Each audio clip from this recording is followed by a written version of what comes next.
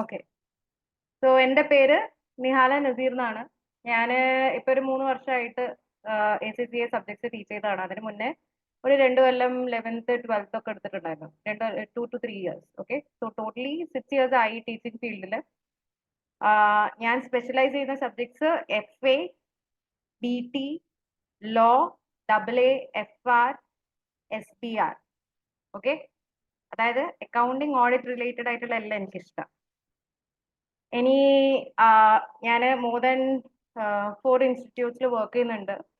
ഇപ്പോൾ കറന്റ്ലി ഉള്ളത് ആക്യുറേറ്റിലും പിന്നെ റീസെന്റ് ലേൺസിയിൽ ക്ലാസ് കഴിഞ്ഞിട്ടുണ്ടായിരുന്നു. പിന്നെ ജബീൽ ഇന്റർനാഷണൽ ഇൻസ്റ്റിറ്റ്യൂട്ട് എന്ന് പറഞ്ഞിട്ട് UAE ഒരു ഇൻസ്റ്റിറ്റ്യൂട്ട് ഉണ്ട്, അവിടെയും വർക്ക് ചെയ്യുന്നുണ്ട്. പിന്നെ കീസ്റ്റോൺ ഇന്റർനാഷണൽ എന്ന് പറഞ്ഞിട്ട് ഒരു ഇന്റർനാഷണൽ ഇൻസ്റ്റിറ്റ്യൂട്ട് ഉണ്ട്, അവരുടെ കോ ഫൗണ്ടേഴ്സ് ഒക്കെ കാനഡയിലാണ്. അവിടെയും വർക്ക് ചെയ്യുന്നുണ്ട്. ഇപ്പം എനിക്ക് തോന്നുന്നു മലയാളത്തിൽ ക്ലാസ് എടുക്കാൻ തുടങ്ങിയിട്ട് ഒരു 2 വർഷം അങ്ങനെയാണ്. ഓക്കെ. അപ്പൊ നമ്മള് AA കുറിച്ചിട്ട് പറയുവാണെങ്കിൽ ഫസ്റ്റ് ഓഫ് ഓൾ ഫുള്ളി തിയറിയാണ്. ഓക്കെ. അപ്പൊ അതില് കോംപ്രമൈസ് എന്ന് പറയാനൊന്നുമില്ല, ഫുള്ളും തിയറിയാണ്. പക്ഷെ തിയറി ആണെങ്കിൽ കൂടി ഇപ്പൊ നമ്മള് പ്രാക്ടിക്കൽസ് ന്യൂമറിക്കൽസ് ആയാലും നമ്മൾ പഠിക്കുമ്പോൾ എന്ത് ചെയ്യും? ഫസ്റ്റ് തിയറി പഠിക്കും, അതിന്റെ കാര്യങ്ങളൊക്കെ എങ്ങനെയാണ് ചെയ്യേണ്ടതെന്ന് അറിയും, എന്നിട്ടാണ് എന്ത് ചെയ്യുക, നമ്മൾ അപ്ലൈ ചെയ്യുക, അല്ലെ? അപ്പൊ ഡബ്ല്യൂയും സെയിം ആണ്, തിയറി ആണെന്ന് പേരിനാണുള്ളൂ. ആ തിയറി അപ്ലൈ ചെയ്തിട്ടാണ് നിങ്ങൾ എക്സാമിന് പാസ് ആവത്തുള്ളൂ. വെറും തിയറി മാത്രം പഠിച്ചുകൊണ്ട് എന്ത് ചെയ്യില്ല, നിങ്ങൾ എക്സാം ക്ലിയർ ചെയ്യത്തില്ല. അത് ഞാൻ നിങ്ങൾക്ക് 100% ഉറപ്പ് തരാം. ഓക്കെ. അപ്പൊ AA തിയറിനെയും കാട്ടിയും കൂടുതൽ ആ തിയറി നിങ്ങളുടെ ക്വസ്റ്റ്യൻസിൽ എങ്ങനെയാണ് അപ്ലൈ ചെയ്യുന്നത് എന്നുള്ളതാണ് AA main point two B noted. Okay. അപ്പൊ നമ്മൾ പഠിക്കുന്ന സമയത്ത് എൻ്റെ ക്ലാസിന്റെ ലേ ഔട്ട് ഇങ്ങനെയാണ്. നമ്മൾ ഫസ്റ്റ് എന്ത് ചെയ്യും, നല്ലതായിട്ട് ചാപ്റ്റേഴ്സിന്റെ തിയറി ബേസിക്സ് അറിഞ്ഞിട്ടില്ലെങ്കിൽ നിങ്ങൾക്ക് AA അപ്രോച്ച് ചെയ്യാൻ പറ്റത്തില്ല. അപ്പൊ നമ്മൾ എന്ത് ചെയ്യും, ബേസിക്സ് നന്നായിട്ട് പഠിക്കും, AA കൊണ്ട് എന്താണ് ഉദ്ദേശിക്കുന്നതൊക്കെ പഠിക്കും. അപ്പൊ 1 to 5 ചാപ്റ്റേഴ്സ്, അതായത് ടോട്ടലി 13 ചാപ്റ്റേഴ്സ് ഉണ്ട്. അതിൽ 1 to 5 ചാപ്റ്റേഴ്സ് മൊത്തം നമുക്ക് ടെക്സ്റ്റ് തൊടാൻ പറ്റാത്ത വിധം തിയറിയാണ്. അതായത് കിറ്റ് ഒന്നും തൊടാൻ പറ്റത്തില്ല, തിയറി മാത്രം നമ്മൾ പഠിച്ചിട്ട് പോകും. ഓക്കെ. അതിനുശേഷം 6th ചാപ്റ്റർ തൊട്ടിട്ട് നമ്മൾ ചാപ്റ്റർ വൈസ് തിയറിയും പഠിക്കും, അതിന്റെ കൂടെ തന്നെ എന്ത് ചെയ്യും, കിറ്റിലെ പ്രോബ്ലംസും മെല്ലെ മെല്ലെ ചെയ്യാൻ വേണ്ടി സ്റ്റാർട്ട് ചെയ്യും. ഓക്കെ. ഇനി ഞാൻ എപ്പോഴും പറയുന്നതാണ് കുട്ടികളോട്, 1 to 5 ചാപ്റ്റേഴ്സ് ഫുള്ളി തിയറിയാന്ന് വിചാരിച്ചിട്ട് എന്ത് ചെയ്യരുത്, നിങ്ങൾ ദിവസം ഒരു സീരിയസ്നെസ് ഇല്ലാത്ത ആ ഒരു ലുക്കിൽ കാണരുത്. ഒരു ചാപ്റ്റർ ഒരു ദിവസം എടുക്കുവാണെങ്കിൽ ആ ഒരു ചാപ്റ്റർ മൊത്തം റിവൈസ് ചെയ്യാം, മൊത്തം ഇരുന്ന് പഠിക്കാം.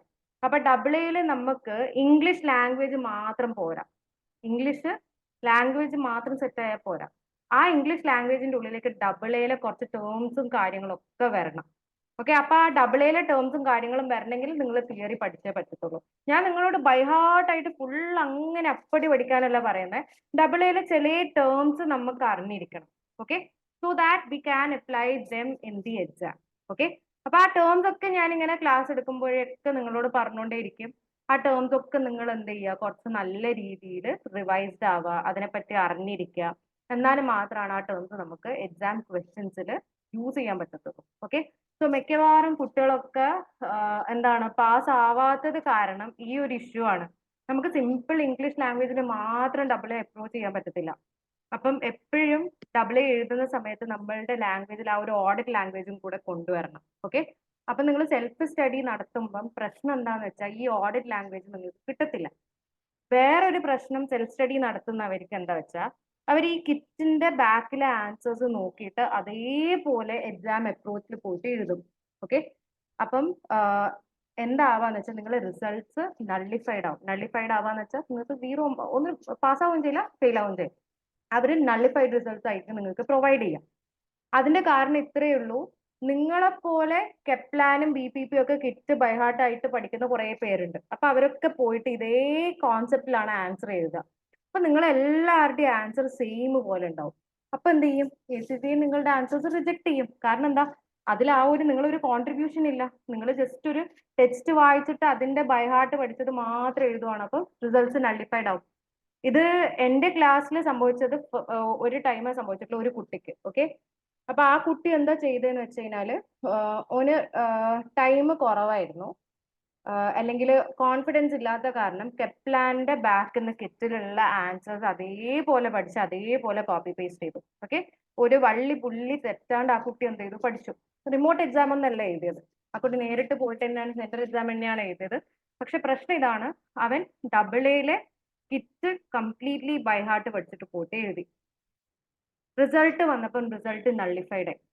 ഓക്കെ, എൻ്റെ എക്സ്പീരിയൻസിലുള്ള ഒറ്റൊരു കുട്ടിനെയാണ്.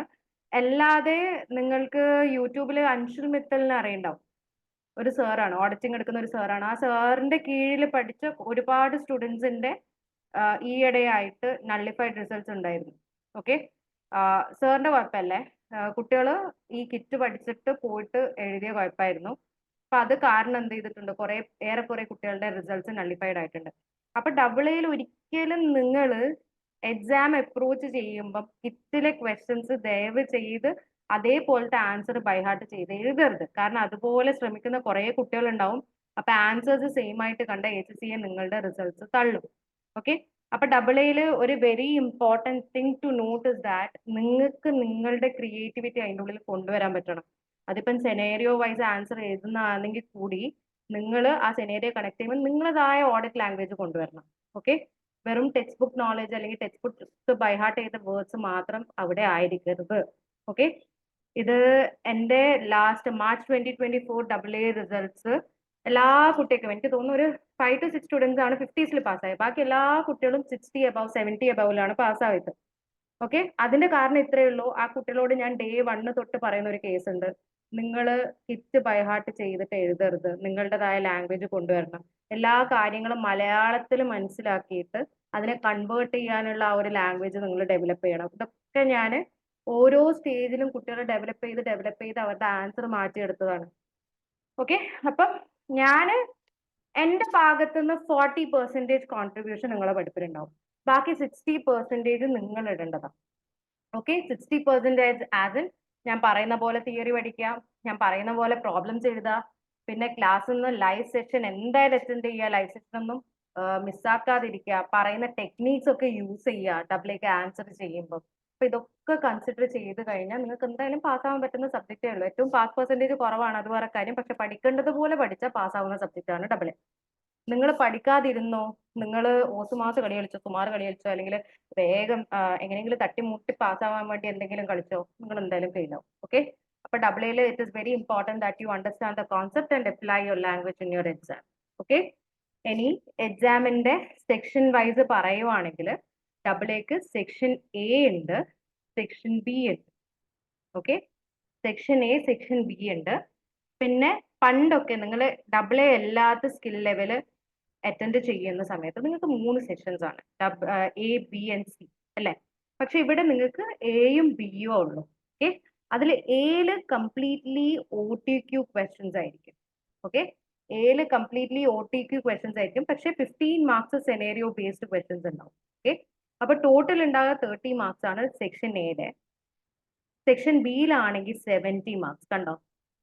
ഓക്കെ, അപ്പൊ സെക്ഷൻ എയിലെ 30 മാർക്സിൽ 15 മാർക്ക് ക്വസ്റ്റ്യൻ ഇൻഡിപെൻഡന്റ് ക്വസ്റ്റ്യൻസ് ആയിരിക്കും. അതായത് ഓരോ ക്വസ്റ്റ്യനും കണക്ഷൻ ഇല്ലാത്ത ക്വസ്റ്റ്യൻസ് ആയിരിക്കും ഉണ്ടാവുക. ബാക്കി 15 മാർക്സ് നിങ്ങൾക്ക് കിട്ടുക 3 സെനേറിയോ എന്നുള്ള ക്വസ്റ്റ്യൻസ് ആയിരിക്കും. അങ്ങനെ ടോട്ടൽ 30 മാർക്സ്. ഞാൻ കുട്ടികളോട് ഫോക്കസ് ചെയ്യാൻ പറയാം 70 മാർക്സ് ക്വസ്റ്റ്യനോടാണ്. ഒരിക്കലും ഞാൻ പറയില്ല നിങ്ങൾ സെക്ഷൻ എ പോയിട്ട് ഫുള്ളി കറക്റ്റ് ചെയ്ത് നിങ്ങൾക്ക് മാർക്സ് കിട്ടണം, ഞാൻ ഒരിക്കലും അഡ്വൈസ് ചെയ്യില്ല. കാരണം നിങ്ങൾക്ക് തന്നെ ബാക്കിയുള്ള ഇതില് ഡബിൾ എ അല്ലാത്ത പേപ്പേഴ്സ് അറ്റൻഡ് ചെയ്ത ആൾക്കാർ ആരൊക്കെ ഉണ്ട്, അതായത് സ്കിൽ ലെവലില് ഡബിൾ എ അല്ലാത്ത പേപ്പേഴ്സ് അറ്റൻഡ് ചെയ്തവരൊക്കെ ഒന്ന് സംസപ്പെട്ടെ ഒന്ന് കാണട്ടെ.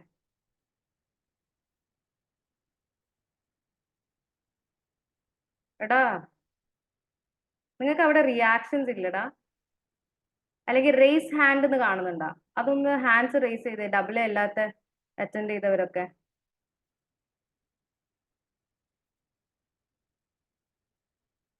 ഓക്കെ, അപ്പൊ മറ്റുള്ള സബ്ജക്ട്സിൽ ഓക്കെ മറ്റുള്ള സബ്ജക്ട്സിൽ നിങ്ങളോട് എന്താ പറയാ, മാക്സിമം OTQ നിങ്ങൾ സ്കോർ ചെയ്യാൻ നോക്കണം അല്ലെ, പാസ്സാവാൻ വേണ്ടിയിട്ട്. പക്ഷെ ഒരിക്കലും ആ ഒരു അഡ്വൈസ് ഞാൻ ഡബിളേക്ക് തരില്ല.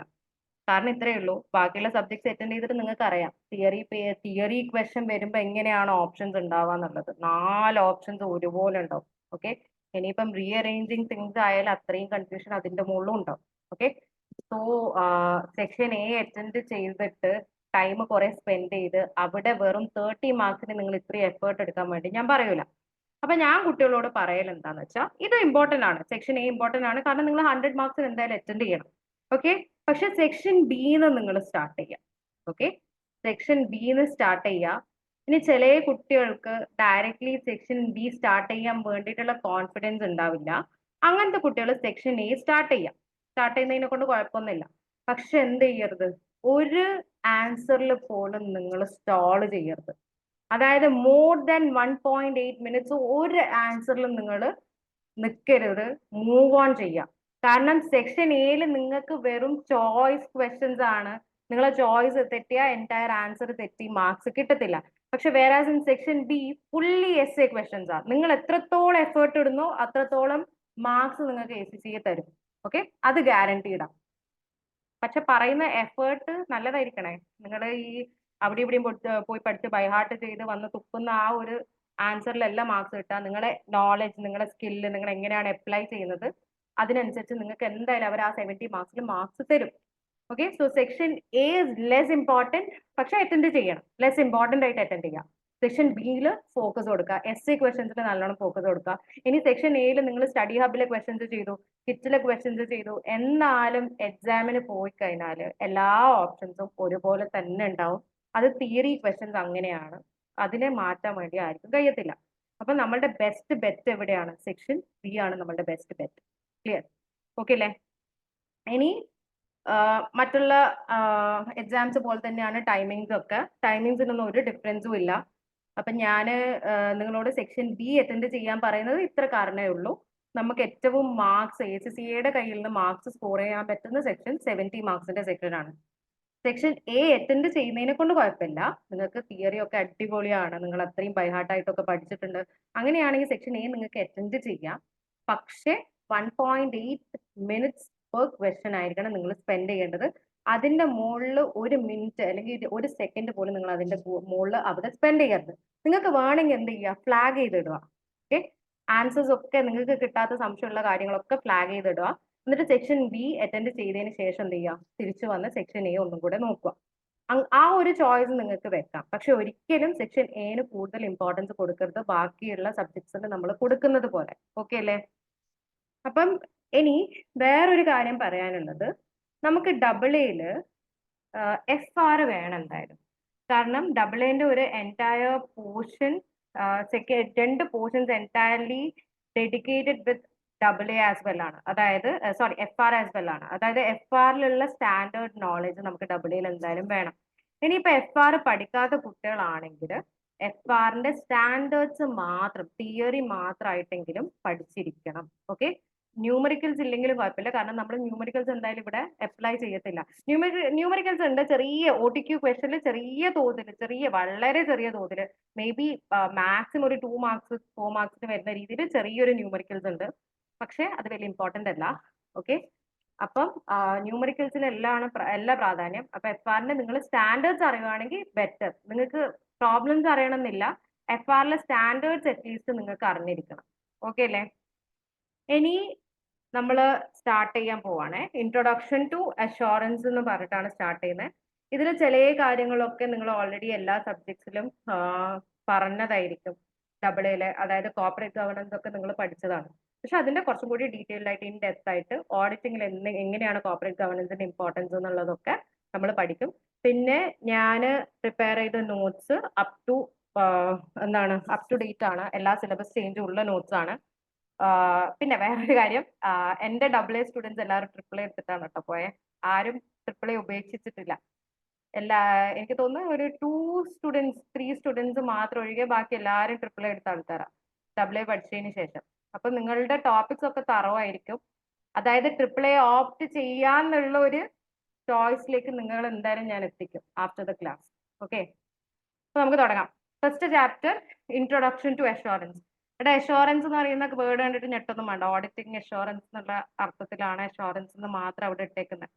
ഓക്കെ, അപ്പൊ എന്തുകൊണ്ടാണ് നിങ്ങൾ പറ, നമുക്ക് എന്തിനാണ് അഷുറൻസ്, നമുക്ക് എന്തിനാ ഓഡിറ്റിംഗ് ചെയ്യുന്നത്, അതൊന്ന് പറഞ്ഞേ.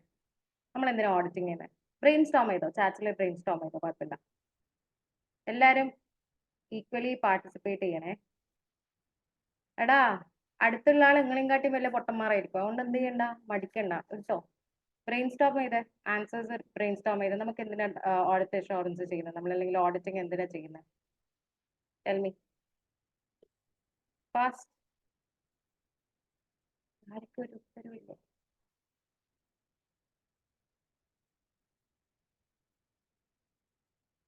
എടാ, എന്തിനാണ് നമ്മൾ ഓഡിറ്റിംഗ് ചെയ്യുന്നത്? ബ്രെയിൻ സ്റ്റോമേ, തെറ്റിയാലും പ്രശ്നമില്ല, ഇറ്റ്സ് ഓക്കെ.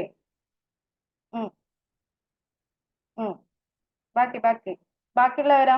ആകെ 2 ആളുടെ റിപ്ലൈ ഉള്ളൂ. 8 ആൾക്കാരുണ്ട്, സോറി 7 ആൾക്കാരുണ്ട്.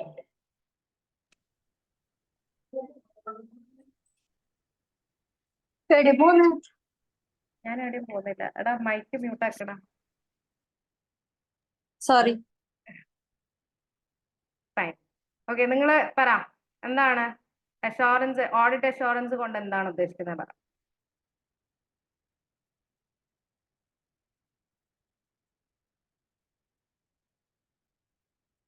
ഓക്കെ ഓക്കെ, ഇനിയും പോരട്ടെ, ആൻസർ ഒക്കെ പോരട്ടെ.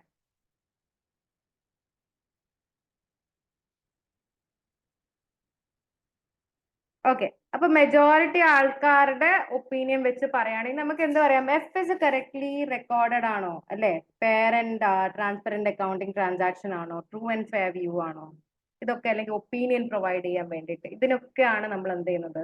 ഓഡിറ്റിംഗ് ചെയ്യുന്നത്, അല്ലെ? ഇനി ഇതൊക്കെ ആർക്ക് വേണ്ടിയിട്ടാണ്? ഓഡിറ്റേഴ്സ് ചെയ്യുക? ഒറ്റൊരു ആൻസറേ അതിനുള്ളൂ. ആർക്ക് വേണ്ടിയിട്ടാണ്? ഷെയർ ഹോൾഡേഴ്സിന് വേണ്ടിയിട്ടാണ്. ഓക്കെ, ഓഡിറ്റിംഗ് നമ്മൾ ചെയ്യുന്നത് ആർക്ക് വേണ്ടിയിട്ടാണ്? ഷെയർ ഹോൾഡേഴ്സിന് വേണ്ടിയിട്ടാണ്. ഓക്കെ, ഷെയർ ഹോൾഡേഴ്സിന് വേണ്ടിയിട്ടാണ് ഓഡിറ്റിംഗ് ചെയ്യുക. അതെന്തുകൊണ്ടാണെന്ന് വെച്ചാൽ ഇത്രയേ ഉള്ളൂ. ഒരു കമ്പനിക്ക് കുറേ ഷെയർസ് ഉണ്ട്. നിങ്ങൾ FR അല്ലെങ്കിൽ FA പഠിച്ചിട്ടുണ്ടാവും. കമ്പനി സ്റ്റാർട്ട് ചെയ്യുന്നത് സപ്പോസ് ഒരു 100,000 ഷെയർ ക്യാപിറ്റലിലാണെന്ന് വിചാരിക്കും. ഈ 100,000 നമ്മൾ എന്ത് ചെയ്യും? സ്മോൾ യൂണിറ്റ്സ് ആയിട്ട് ഡിവൈഡ് ചെയ്യും. അതിനെയാണ് ഷെയർസ് എന്ന് പറയുന്നത്, അല്ലെ? ഈ ഷെയർ ഹോൾഡ് ചെയ്യുന്ന അല്ലെങ്കിൽ ഷെയർ വാങ്ങുന്ന ആളെയാണ് എന്ത് പറയാ? ഷെയർ ഹോൾഡേഴ്സ് എന്ന് പറയാം, അല്ലെ? അപ്പൊ ഷെയർ ഹോൾഡേഴ്സ് ആരാണ്? ഓണേഴ്സ് ഓഫ് ദ കമ്പനിയാണ്. അപ്പൊ ഷെയർ ഹോൾഡേഴ്സ് ഒരുപാട് ആൾക്കാരുണ്ടാവും. ഒരു കമ്പനിയിൽ more than 10,000, more than 1 lakh shares ഒക്കെ ഹോൾഡ് ചെയ്യുന്ന ആൾക്കാരുണ്ടാവും. അപ്പൊ ഇവരൊക്കെ സ്കാറ്റേർഡും ആയിരിക്കും. അപ്പൊ ഇവർക്ക് എല്ലാവർക്കും കൊണ്ടുവന്നിട്ട് ഒരു കമ്പനീനെ മാനേജ് ചെയ്യാൻ പറ്റും? എല്ലാവർക്കും ഒന്നിച്ച് വന്നിട്ട് ഈ 10,000 അല്ലെങ്കിൽ ഹൺഡ്രഡ്സ് ഓഫ് ഷെയർ ഹോൾഡേഴ്സിന് ഒന്നിച്ച് വന്നിട്ട് നമ്മളുടെ കമ്പനി മാനേജ് ചെയ്യാൻ പറ്റുമോ? നോ എന്ന് പറഞ്ഞേ. നോ, യെസ്, എന്താന്ന് വെച്ചാൽ അത് പറഞ്ഞേ. ആക്റ്റീവ് ആവണേ, അല്ലെങ്കിൽ നിങ്ങൾ ഉറങ്ങിക്കളി. മനു സാറ് ചെയ്യുന്ന പോലെ വീഡിയോ ഓണാക്കി ഇടണം. എടാ, ഓക്കെയാ? ഷെയർ ഹോൾഡേഴ്സിന് വന്നിട്ട് ഇവർക്കൊക്കെ വന്നിട്ട് കമ്പനി മാനേജ് ചെയ്യാൻ പറ്റുമോ? പോസിബിൾ ആയിട്ടുള്ള ഒരു കേസാണോ? ഇത്രയും 100 ഡിഫറെന്റ് ആൾക്കാർ വന്നിട്ട് ഒരു കമ്പനി മാനേജ് ചെയ്യാന്ന് വെച്ചാൽ പോസിബിൾ അല്ല. കാരണം എന്താ? ഒരിക്കലും കുറേ ആൾക്കാർ ഒന്നിച്ച് വന്ന് കമ്പനി മാനേജ് ചെയ്യുമ്പോൾ ഭയങ്കര കെയോട്ടിക് ആവും. അതുപോലെ തന്നെ അവർക്ക് അതിനുള്ള ആ ഒരു നോളജോ കേപ്പബിലിറ്റിയോ ഇല്ലേം താനും എന്ന് പറയാം, അല്ലെ? ഒരു വലിയ കമ്പനി നടത്താനുള്ള ആ ഒരു കേപ്പബിലിറ്റി ചിലപ്പോൾ എന്തുണ്ടാവില്ല, അല്ലെങ്കിൽ ക്വാളിഫിക്കേഷൻ എന്തുണ്ടാവില്ല, അവർക്ക് ഉണ്ടാവില്ല. അങ്ങനെ അവർ നടത്താനാണെങ്കിൽ നമ്മൾ ഇത്ര കഷ്ടപ്പെട്ട് ACC പഠിക്കണടാ, അവർക്ക് തന്നെ നടത്തിയ പോരെ കമ്പനി, ഷെയർ ഹോൾഡേഴ്സിന് തന്നെ, അല്ലെ? അപ്പൊ കമ്പനി ഷെയർ ഹോൾഡേഴ്സ് അപ്പൊ എന്താണ് ചെയ്യുക? ഷെയർ ഹോൾഡേഴ്സ് എന്ത് ചെയ്യും? കമ്പനിക്ക് എസറ്റ്സ് വാങ്ങിച്ചിട്ട് കൊടുക്കും. എസറ്റ്സിനെയാണ് നമ്മൾ റിസോഴ്സസ് എന്ന് പറയാം. അപ്പൊ ഷെയർ ഹോൾഡേഴ്സ് എന്ത് ചെയ്യും? എക്കണോമിക് ആയിട്ടുള്ള റിസോഴ്സസ് അല്ലെങ്കിൽ ബെനിഫിഷ്യൽ ആയിട്ടുള്ള എല്ലാ റിസോഴ്സസും കമ്പനിക്ക് അറേഞ്ച് ചെയ്ത് കൊടുക്കും. ആ കമ്പനി ആ റിസോഴ്സസ് എന്ത് ചെയ്യും? ഡയറക്ടേഴ്സ് യൂസ് ചെയ്യും. ഓക്കെ, ഡയറക്ടേഴ്സ് എന്ത് ചെയ്യും? ഈ പറഞ്ഞിട്ടുള്ള എസറ്റ്സ് ഒക്കെ യൂസ് ചെയ്തിട്ട് ഷെയർ ഹോൾഡേഴ്സിന്റെ വെൽത്ത് കൂട്ടിക്കൊടുക്കും, അല്ലെ? അപ്പം കമ്പനി മാനേജ് ചെയ്യുന്നത് ഡയറക്ടേഴ്സ് ആണ്. ഡയറക്ടേഴ്സിന് വേണ്ടുന്ന സാധനം എത്തിച്ചു കൊടുക്കുന്നത് കമ്പനിയുടെ ഓണേഴ്സ് ആയ ഷെയർ ഹോൾഡേഴ്സ് ആണ്, അല്ലെ? അപ്പൊ ഷെയർ ഹോൾഡേഴ്സിന് കിട്ടിയ സാധനം വെച്ചിട്ടാണ് ഡയറക്ടേഴ്സ് കമ്പനി റൺ ചെയ്യുക. ഇനി ഇവർക്ക് കള്ളക്കടി കളിച്ചൂടെ? ഇവർക്ക് എന്ത് വേണമെങ്കിലും ചെയ്തൂടെ? കിട്ടിയ റിസോഴ്സസ് വെച്ച് ഇവർക്ക് എന്ത് വേണമെങ്കിലും ചെയ്യാം. സ്വന്തം ബെനിഫിറ്റിന് വേണ്ടി എന്ത് ചെയ്യാം? ഇവർക്ക് എന്ത് വേണമെങ്കിലും ചെയ്യാം, അല്ലെ? അപ്പൊ അതിന് വേണ്ടിയിട്ട് ഷെയർ ഹോൾഡേഴ്സ് എപ്പോഴും എന്ത് ചെയ്യണം? ഒരു കണ്ണ് വെക്കണം, അല്ലെ? അതായത് ഡയറക്ടേഴ്സിന്റെ മുകളിൽ ഒരു കണ്ണ് ഷെയർ ഹോൾഡേഴ്സ് എന്തായാലും വെക്കണം. ആ കണ്ണ് ആരാണ്? ഓഡിറ്റേഴ്സ് ആണ്. ഷെയർ ഹോൾഡേഴ്സിന്റെ കണ്ണാരാണ്? ഓഡിറ്റേഴ്സ് ആണ്. ഓഡിറ്റേഴ്സ് ആണ് എന്ത് ചെയ്യുക? ഷെയർ ഹോൾഡർ എങ്ങനെയാണ് ആ കമ്പനി നടത്തി പോകുന്നതെന്നുള്ളത് ഓഡിറ്റേഴ്സ് ആണ് ചെക്ക് ചെയ്യുക. ക്ലിയർ? ഓക്കെ അല്ലേ? അപ്പൊ ഓഡിറ്റേഴ്സ് എന്ത് ചെയ്യും? ഈ ഡയറക്ടേഴ്സ് ഈ വെൽത്ത് ഒക്കെ അല്ലെങ്കിൽ സോറി ഈ അസറ്റ്സ് ഒക്കെ യൂസ് ചെയ്തിട്ട് എല്ലാ കൊല്ലവും എന്ത് ചെയ്യും? ആ ബിസിനസിന്റെ ഒരു റിസൾട്ട് പുറത്തേക്ക് വിടും അല്ലെ? ആ റിസൾട്ട് ട്രൂ ആണോ ഫെയർ ആണോ എന്ന് ചെക്ക് ചെയ്ത് ഷെയർ ഹോൾഡേഴ്സിന് പറഞ്ഞു കൊടുക്കലാണ് ആരുടെ പണി? ഓഡിറ്ററുടെ പണി. ക്ലിയർ അല്ലേ? നമ്മൾ നീങ്ങാൻ പോവാണ്. എന്താണ് അഷ്വറൻസ്? സി, അഷ്വറൻസിന്റെ ഡെഫിനിഷൻ പ്രകാരം ജസ്റ്റ് ഞാൻ ഹൈലൈറ്റ് ചെയ്ത പോയിന്റ്സ് മാത്രം കൊടുക്കാം. നോക്കാം. അഷ്വറൻസ് ഒരു എക്സ്പേർട്ട് ആണ് ഒപ്പീനിയൻ പറയാം അല്ലെ? അതായത് ഒരു ചാർട്ടേഡ് അക്കൗണ്ടൻസി കംപ്ലീറ്റ് ചെയ്ത ഒരാൾക്കാണ് അഷ്വറൻസ് കൊടുക്കാൻ പറ്റത്തുള്ളൂ. വെറുതെ ഒരു സപ്പോസ് ഒരു ബികോം മാത്രം പഠിച്ചൊരു വ്യക്തി അയാൾക്ക് പോയിട്ട് ഓഡിറ്റ് ചെയ്ത് അഷ്വറൻസ് കൊടുക്കാൻ പറ്റുമോ? അയാളുടെ സൈന് വാലിഡ് ആണോ? നിങ്ങൾ പറ, പറ്റുമോ? അയാൾക്ക് എന്തെങ്കിലും ചെയ്യാൻ പറ്റുമോ? ഇല്ല, ഇല്ല, പറ്റത്തില്ല. അപ്പൊ അവിടെയാണ് നമ്മളുടെ ആ ഒരു കീ റോള്. അപ്പൊ എപ്പോഴും ഓഡിറ്റിംഗ് ചെയ്യും ഒരു എക്സ്പേർട്ട് ആയിരിക്കും. ഓക്കെ, ആ എക്സ്പേർട്ട് ആയിട്ടുള്ള ആൾ എന്ത് ചെയ്യും? ഒരു സബ്ജക്ട് മാറ്ററിന്റെ മുകളിൽ ഒപ്പീനിയൻ പറയും. സബ്ജക്ട് മാറ്റർ ആസ് ഇൻ എന്താണോ ചെക്ക് ചെയ്യുന്ന ആ ഒരു കാര്യം. ഓക്കെ അല്ലേ? എന്നിട്ട് ഈ ഒരു ഒപ്പീനിയൻ എപ്പോഴും ഇൻഡിപെൻഡന്റ് ആയിരിക്കും. നിങ്ങൾ പണ്ടൊക്കെ ഇൻഡിപെൻഡന്റ് എന്ന് കാണുമ്പോൾ എന്താണ് പറയാ? ഫ്രീ എന്നല്ലേ? പക്ഷെ ഇവിടെ അതല്ല ഉദ്ദേശിക്കുന്നത്. ഇവിടെ ഇൻഡിപെൻഡന്റ് കൊണ്ട് ഇത്രയും ഉദ്ദേശിക്കുന്നുള്ളൂ. ആരാണോ ഓഡിറ്റിങ്ങിന് വേണ്ടി ഇരുത്തിയിരിക്കുന്നത് അയാള് ഒരാളുടെയും ഇൻഫ്ലുവൻസിൽ ആവരുത്. അയാളുടെ ഒപ്പീനിയൻ ഒക്കെ അയാളുടേത് മാത്രമായിരിക്കണം. രണ്ട് തോണിയിൽ കാല് വെക്കുന്ന ആളായിരിക്കരുത്. ഓരോരാൾ പറഞ്ഞിട്ടിട്ട് അത് ശരി ഇത് ശരി എന്നൊക്കെ പറയുന്ന ആളായിരിക്കരുത്. അയാൾക്ക് സ്വന്തമായിട്ട് ഒരു ഒപ്പീനിയൻ ഉണ്ടാകണം. അയാൾ ആ കമ്പനിയായിട്ട് തീരെ കണക്റ്റഡ് അല്ലാത്ത ആളായിരിക്കണം. അയാളെ ആരും ഇൻഫ്ലുവൻസ് ചെയ്യാൻ പറ്റാതിരിക്കണം. അയാൾക്ക് പാർഷ്യാലിറ്റി ഇല്ലാതിരിക്കണം. അപ്പൊ ഇങ്ങനത്തെ ഒക്കെ ആൾക്കാരെയാണ് എന്ത് പറയുന്നത്? ഇൻഡിപെൻഡന്റ് ആൾക്കാർ എന്ന് പറയുന്നത് ഓഡിറ്റിങ്ങിലെ. അപ്പൊ ഇയാൾ പ്രൊവൈഡ് ചെയ്യുന്ന ഒപ്പീനിയൻ എന്തായിരിക്കണം? ഇൻഡിപെൻഡന്റ് ഒപ്പീനിയൻ ആയിരിക്കണം. അയാളുടേത് മാത്രമായിരിക്കണം. അയാൾ വേറെ ഒരു കാര്യത്തിലും ഇൻഫ്ലുവൻസ്ഡ് ആയിട്ട് പറയാത്ത ഒപ്പീനിയൻ ആയിരിക്കണം. ക്ലിയർ അല്ലേ? ഇനി ഇത് ആർക്ക് വേണ്ടിയിട്ടാണ് ചെയ്യുന്നത്? ഏതെങ്കിലും ഒരാൾക്ക് വേണ്ടിയിട്ടാണ് ഇത് ചെയ്യുക. ഫോർ സംവൺ അല്ലെ? അപ്പം ഈ സാധനം ഇവർ പ്രൊവൈഡ് ചെയ്യുന്നെങ്കിൽ ഇതിനെ ഒരു ബേസ് ആയിട്ട് ഒരു സാധനം വെക്കും അല്ലെ? ഒരു മെഷർമെന്റ് ക്രൈറ്റീരിയ വെക്കൂലേ? ഇതൊക്കെ പ്രൊവൈഡ് ചെയ്യണമെങ്കിൽ എന്തെങ്കിലും ഒരു മെഷർമെന്റ് ഇയാളുടെ കയ്യിൽ ഉണ്ടാവണ്ടേ? ആ മെഷർമെന്റിനെയാണ് എന്ത് പറയുന്നത്? സ്റ്റാൻഡേർഡ്സ് ഓർ ക്രൈറ്റീരിയ എന്ന് പറയുന്നത്. ഇയാൾ എന്തിന്റെ മുകളിലാണ് ഒപ്പീനിയൻ കൊടുക്കുന്നത് ആ ഒപ്പീനിയന്റെ ബാക്കിൽ ഇയാളെ മെജർ ചെയ്യാൻ വേണ്ടി യൂസ് ചെയ്യുന്ന സർട്ടൻ കാര്യങ്ങൾ ഉണ്ടാവും. അതാണ് എന്ത്? Standards or criteria. ഇത്രയും മനസ്സിലായിട്ടുണ്ടെങ്കിൽ കൈബുക്ക്. ഇവിടെ ക്ലാസ്സിൽ കുട്ടികൾ കുറവായിരിക്കും. അപ്പൊ കമ്പാരിറ്റീവ്ലി പഠിക്കുന്ന ക്വാളിറ്റിയും കൂടും. ക്ലിയർ? അതാണ് എൻ്റെ ഒരു ഇതേ.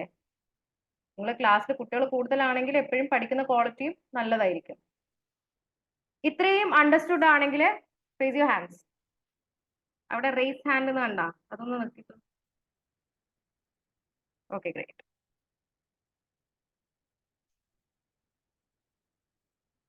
ക്ലാസ് എടുക്കാൻ വേണ്ടിയിട്ട് ഏതോ ഒരു റൂമിൽ വന്നിട്ട് ഫുള്ള് പൊടിയാ, അലർജി. ഓക്കെ, ശ്രദ്ധിക്കാം. ഓക്കെ, അപ്പൊ ശ്രദ്ധിച്ചോ. ഇനി ഒപ്പീനിയൻ എന്തിന്റെ മുകളിലാണ്? ഒരു സ്റ്റാൻഡേർഡിന്റെ മുകളിലായിരിക്കും ഒപ്പീനിയൻ പ്രൊവൈഡ് ചെയ്യുക. ഒപ്പീനിയൻ എന്ത് ഹെൽപ്പ് ചെയ്യും? യൂസേഴ്സിനെ ഒരു ഡിസിഷൻ എടുക്കാൻ വേണ്ടി ഹെൽപ്പ് ചെയ്യും അല്ലെ? ഒപ്പീനിയൻ കിട്ടിക്കഴിഞ്ഞാൽ ഷെയർ ഹോൾഡേഴ്സിന് തിരിയും അവരുടെ എഫ് എസ് ഓക്കെ ആണെന്നുള്ളത്. എഫ് എസ് ഓക്കെ ആണെങ്കിൽ ഷെയർ ഹോൾഡേഴ്സിന് അതിൽ നിന്ന് എന്ത് മനസ്സിലാക്കാം? അവരുടെ ഡയറക്ടേഴ്സ് ഓക്കെ ആണ്. ക്ലിയർ അല്ലേ? അപ്പൊ ഒപ്പീനിയൻ പ്രൊവൈഡ് ചെയ്യുന്നത് ഓരോ യൂസേഴ്സിനും അവരുടേതായ ഡിസിഷൻസ് എടുക്കാനാണ്. അതേപോലെ ഈ ഒപ്പീനിയൻസ് ആണ് എന്ത് ചെയ്യുക? പബ്ലിക്കിന് കോൺഫിഡൻസ് കൊടുക്കുക അല്ലെങ്കിൽ ഷെയർ ഹോൾഡേഴ്സിന് കോൺഫിഡൻസ് കൊടുക്കുക. അപ്പൊ ഒപ്പീനിയൻ നല്ലതാണെങ്കിൽ അതിന്റെ അർത്ഥം അവർക്ക് റിസ്ക് കുറവാണ്. അപ്പൊ ഇങ്ങനത്തെ കുറേ ഔട്ട്കംസ് എവിടുന്ന് കിട്ടും? നമ്മൾ പ്രൊവൈഡ് ചെയ്യുന്ന ഓഡിറ്റ് അഷ്വറൻസ് കിട്ടും. ഇനി നമ്മൾ പഠിക്കാൻ പോകുന്നത് ഓഡിറ്റ് അഷ്വറൻസിന്റെ എലമെന്റ്സ് ആണ്. ഓക്കെ, ഓഡിറ്റ് അഷ്വറൻസിന്റെ എലമെന്റ്സ് ആണ് നമ്മൾ പഠിക്കാൻ പോകുന്നത്. അതിന് നമ്മൾ ന്യൂമോണിയം ആയിട്ട് ക്രെസ്റ്റ് എന്ന് പറയും. ന്യൂമോണിയം എന്ന് വെച്ചാൽ നമ്മൾ ഷോർട്ട് ഫോം ആക്കിയതാണ് ക്രെസ്റ്റ്. CREST. ഓക്കെ അല്ലേ? ഇതൊക്കെ ബൈഹാർട്ട് പഠിക്കേണ്ട കേസാണ്. എന്തായാലും പഠിച്ചിരിക്കണം. അതിന് നോ കോംപ്രമൈസ് ആണ്. ഇൻട്രൊഡക്ഷൻ ചാപ്റ്റർ ആണ്. ഇത് പഠിച്ചാലേ നിങ്ങൾക്ക് ഇനി അങ്ങോട്ട് നല്ല രീതിയിൽ മനസ്സിലാക്കാൻ പറ്റത്തുള്ളൂ. അപ്പം എൻ്റെ ഒരു ഈ ഒരു അഡ്വൈസ് എന്താന്ന് വെച്ച് കഴിഞ്ഞാൽ ദിവസം 1 to 5 ചാപ്റ്റേഴ്സ് നമ്മൾ എടുക്കുന്ന സമയത്ത് കുറച്ച് കുറച്ചായിട്ടാണ് ദിവസം പോവുക. അപ്പൊ ആ ഉള്ളതൊക്കെ നിങ്ങൾ അന്ന് തന്നെ പഠിക്കുക, അന്ന് തന്നെ പഠിച്ച് തീർക്കുക. പിന്നെ അങ്ങോട്ടേക്ക് മടങ്ങാനാക്കരുത്. പിന്നെ നമ്മൾ പ്രോബ്ലംസ് ചെയ്യുമ്പോൾ ഫസ്റ്റ് 5 ചാപ്റ്റേഴ്സിലോട്ട് മടങ്ങാനാക്കരുത്. അപ്പൊ പഠിക്കുന്ന സമയത്ത് ആ ഫസ്റ്റ് 5 ചാപ്റ്റേഴ്സ് എന്തായാലും പഠിക്കാം.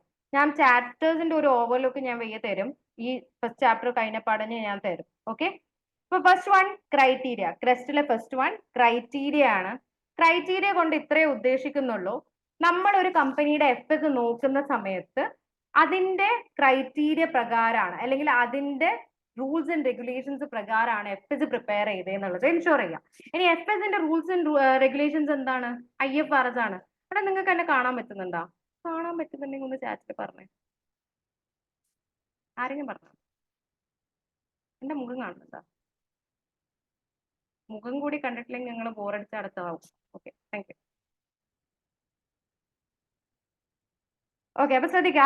അപ്പൊ ക്രൈറ്റീരിയ എന്ന് പറയുന്നത് നമ്മൾ എഫ്എസിനെ എന്തുകൊണ്ടാണോ അളക്കുന്നത്, അല്ലെങ്കിൽ എന്ത് പ്രകാരമാണ് എഫ്എസ് പ്രിപ്പയർ ചെയ്യുന്നത്, ആ റൂൾസ് ആൻഡ് റെഗുലേഷൻസ് ഫോളോ ചെയ്യുന്നുണ്ട് എന്നുള്ളത് എൻഷുർ ചെയ്യുക. അതിനാണ് ക്രൈറ്റീരിയ എന്ന് പറയുന്നത്. അപ്പൊ ഓഡിറ്റിംഗിലെ ക്രൈറ്റീരിയ എഫ്എസ് എന്തുകൊണ്ടാണ് പ്രിപ്പയർ ചെയ്യുന്നത്? IFRS പ്രകാരമാണ്, അല്ലെ? International financial reporting standards. ഇത് പ്രകാരമാണ് പ്രിപ്പയർ ചെയ്യുന്നുള്ളതെന്ന് എൻഷുർ ചെയ്യുന്ന എലമെന്റ് ആണ് എന്ത്? ക്രൈറ്റീരിയ. ഇനി 6 എന്ന് പറയുന്നത്, അവിടെ ഇത് ഓർഡറിലല്ല ഉള്ളത്. ക്രെസ്റ്റ് എന്ന് പഠിക്കാൻ വേണ്ടിയിട്ട് ഓർഡറിലല്ല ഉള്ളത്. അപ്പം ഓരോന്ന് പറയുമ്പോൾ ജസ്റ്റ് എക്സ്പ്ലെയിൻ ചെയ്യും എന്താണെന്നുള്ളത്. ഓർഡറിലല്ല, ക്രെസ്റ്റ് എന്നുള്ളത് ഓർഡറിലല്ല ഉള്ളത്. ഓക്കെ, പക്ഷെ ന്യൂമോണിമ് കറക്റ്റ് ആക്കി കിട്ടാൻ വേണ്ടിയിട്ട് ക്രെസ്റ്റ് എന്ന് ഫോം ചെയ്തതാണ്. So that you guys don't forget that. Okay, ഇനി 6 എന്ന് പറയുന്നത് റിപ്പോർട്ടാണ്. സി, ഓഡിറ്റേഴ്സ് വെറും എഫ്എസ് നോക്കുകയല്ല ചെയ്യുക. ആ എഫ്എസ് ഒക്കെ നോക്കി ഒരു കമ്പനിയുടെ A to Z കാര്യങ്ങൾ നോക്കി കഴിഞ്ഞതിന് ശേഷം അവരെന്ത് ചെയ്യും? ഒരു ഒപ്പീനിയൻ പ്രൊവൈഡ് ചെയ്യും, അല്ലെങ്കിൽ ഷെയർ ഹോൾഡേഴ്സിനോട് പറഞ്ഞു കൊടുക്കും, അല്ലെങ്കിൽ സ്റ്റേറ്റ് ആണ് അവരെ അപ്പോയിന്റ് ചെയ്തെങ്കിൽ സ്റ്റേറ്റിനോട് പറഞ്ഞു കൊടുക്കും എന്താണ് എഫ്എസ് ട്രൂ ആണ്, എഫ്എസ് ട്രൂ അല്ല, ഇങ്ങനെ ഒരു വേർഡിക്റ്റ് കൊടുക്കുന്ന ആ ഒരു തയ്യാറാക്കുന്ന ഡോക്യുമെന്റിനെയാണ് എന്ത് പറയുന്നത്? റിപ്പോർട്ട് എന്ന് പറയുന്നത്. അതാണ് രണ്ടാമത്തെ എലമെന്റ്. മൂന്നാമത്തത് എവിഡൻസ് ആണ്. സി, ഓഡിറ്റർ എന്താണോ പ്രൊവൈഡ് ചെയ്യുന്നത് അതിനെ ബാക്കപ്പ് ചെയ്യാൻ എന്തായാലും ഒരു പ്രൂഫ് ഉണ്ടാകും. ഓക്കെ, ആ പ്രൂഫ് ആണ് എന്ത്? എവിഡൻസ്. ഇനി പ്രൂഫ് എപ്പോഴും സഫിഷ്യന്റ് അപ്രോപ്രിയേറ്റ് ഓഡിറ്റ് എവിഡൻസ് ആവണം. ഇവിടെ ഓഡിറ്റ് എന്നും കൂടി ഉണ്ട്. അതായത് SAAC എന്നുള്ളതാണ് നമ്മൾ അതിനെ ഷോർട്ട് ഫോം ആയിട്ട് പറയാം. ഇത് ലേറ്റർ ചാപ്റ്റേഴ്സിൽ ഇൻ ഡീറ്റെയിൽ ആയിട്ട് നമ്മൾ പോകും. അതുകൊണ്ടാണ് ഇവിടെ ഇത് മാത്രം തന്നിട്ടുള്ളത്. ഇത്ര മാത്രം ആലോചിച്ചാൽ മതി. എന്താണോ ഓഡിറ്റർ പറയുന്നത് അതിനൊരു പ്രൂഫ് വെക്കുക. Okay, FS true and fair ആണെന്ന് പറഞ്ഞു, പ്രൂഫ് വെച്ച് കൊടുക്കുക. ഓക്കെ, അതിനാണ് സഫിഷ്യന്റ് അപ്രോപ്രിയേറ്റ് ഓഡിറ്റ് എവിഡൻസ് എന്ന് പറയുന്നത്. അടുത്തത് സബ്ജക്ട് മാറ്റർ ആണ്. നമ്മൾ ഒരു ഓഡിറ്റ് ചെയ്യുന്നുണ്ടെങ്കിൽ അത് എന്തിൻ്റെങ്കിലും മുകളിലായിരിക്കണം, അല്ലെ? അപ്പൊ എന്തിനോടാണോ നമ്മൾ ഓഡിറ്റ് ഒപ്പീനിയൻ പ്രൊവൈഡ് ചെയ്യുന്നത് ആ സാധനത്തിനാണ് എന്ത് പറയുന്നത്? സബ്ജക്ട് മാറ്റർ എന്ന് പറയുന്നത്. അപ്പൊ ഓഡിറ്റർ എന്തിന്റെ മുകളിലാണ് ഒപ്പീനിയൻ പ്രൊവൈഡ് ചെയ്യുക? എഫ്എസിന്റെ മുകളിലാണ്. അപ്പൊ എഫ്എസ് ആണ് എന്ത്? ഓഡിറ്ററുടെ സബ്ജക്ട് മാറ്റർ. ക്ലിയർ അല്ലേ? ഓക്കെ, ഇനി അടുത്തത് T ആണ്. T എന്ന് പറയുന്ന എലമെന്റിനെ 3 ആൾ ഉദ്ദേശിച്ചിട്ടാണ് പറയുന്നത്. അതായത് 3 പാർട്ടീസ് ഇൻവോൾവ്. ആ 3 പാർട്ടീസിൽ ഒരാള് യൂസർ ഓഫ് ദി ഇൻഫർമേഷൻ, അതായത് ഷെയർ ഹോൾഡേഴ്സ് ആണ്. ഷെയർ ഹോൾഡേഴ്സിന് വേണ്ടിയിട്ടാണ് ഓഡിറ്റ് നടത്തുന്നത്. രണ്ടാമത്തത് റെസ്പോൺസിബിൾ പാർട്ടി. റെസ്പോൺസിബിൾ പാർട്ടി ആരാണ്? ആരാണോ ആ കമ്പനി നോക്കി നടത്തുന്നത് അവരെയാണ് റെസ്പോൺസിബിൾ പാർട്ടി എന്ന് പറയുന്നത്. അത് കോർപ്പറേറ്റ് ഗവേണൻസ് ഏറ്റെടുത്ത ആളാവാം, മാനേജ്മെന്റ് ആവാം. ഇവര് രണ്ടാളും റെസ്പോൺസിബിൾ പാർട്ടിയാണ്. കോർപ്പറേറ്റ് ഗവേണൻസ് ഏറ്റെടുത്ത ആള് എന്ന് പറഞ്ഞിട്ട് ഉദ്ദേശിക്കുന്നത് നമ്മൾ ആ ചാപ്റ്ററിൽ എത്തുമ്പം ഡീറ്റെയിൽ ആയിട്ട് പറയും. ലാസ്റ്റ് വൺ ആരാണ്? പ്രാക്ടീഷണർ ആണ്. പ്രാക്ടീഷണർ ആരാണ്? ഓഡിറ്റർ ഹിംസെൽഫ് ആണ്. ക്ലിയർ? ഓക്കെ, ഇനി അടുത്തത് ആരൊക്കെയാണ് ഹു റിക്വയർ എഷുറൻസ്. എഷുറൻസ് ആർക്കൊക്കെ വേണ്ടിയിട്ടാണ്? ഷെയർ ഹോൾഡേഴ്സിന് വേണ്ടിയിട്ടാണ് ശരിക്കും എഷുറൻസ് നമ്മൾ കീപ്പ് ചെയ്യുന്നത്. പക്ഷെ ഷെയർ ഹോൾഡേഴ്സ് അല്ലാത്ത സ്റ്റേക്ക് ഹോൾഡേഴ്സും എന്ത് ചെയ്യും?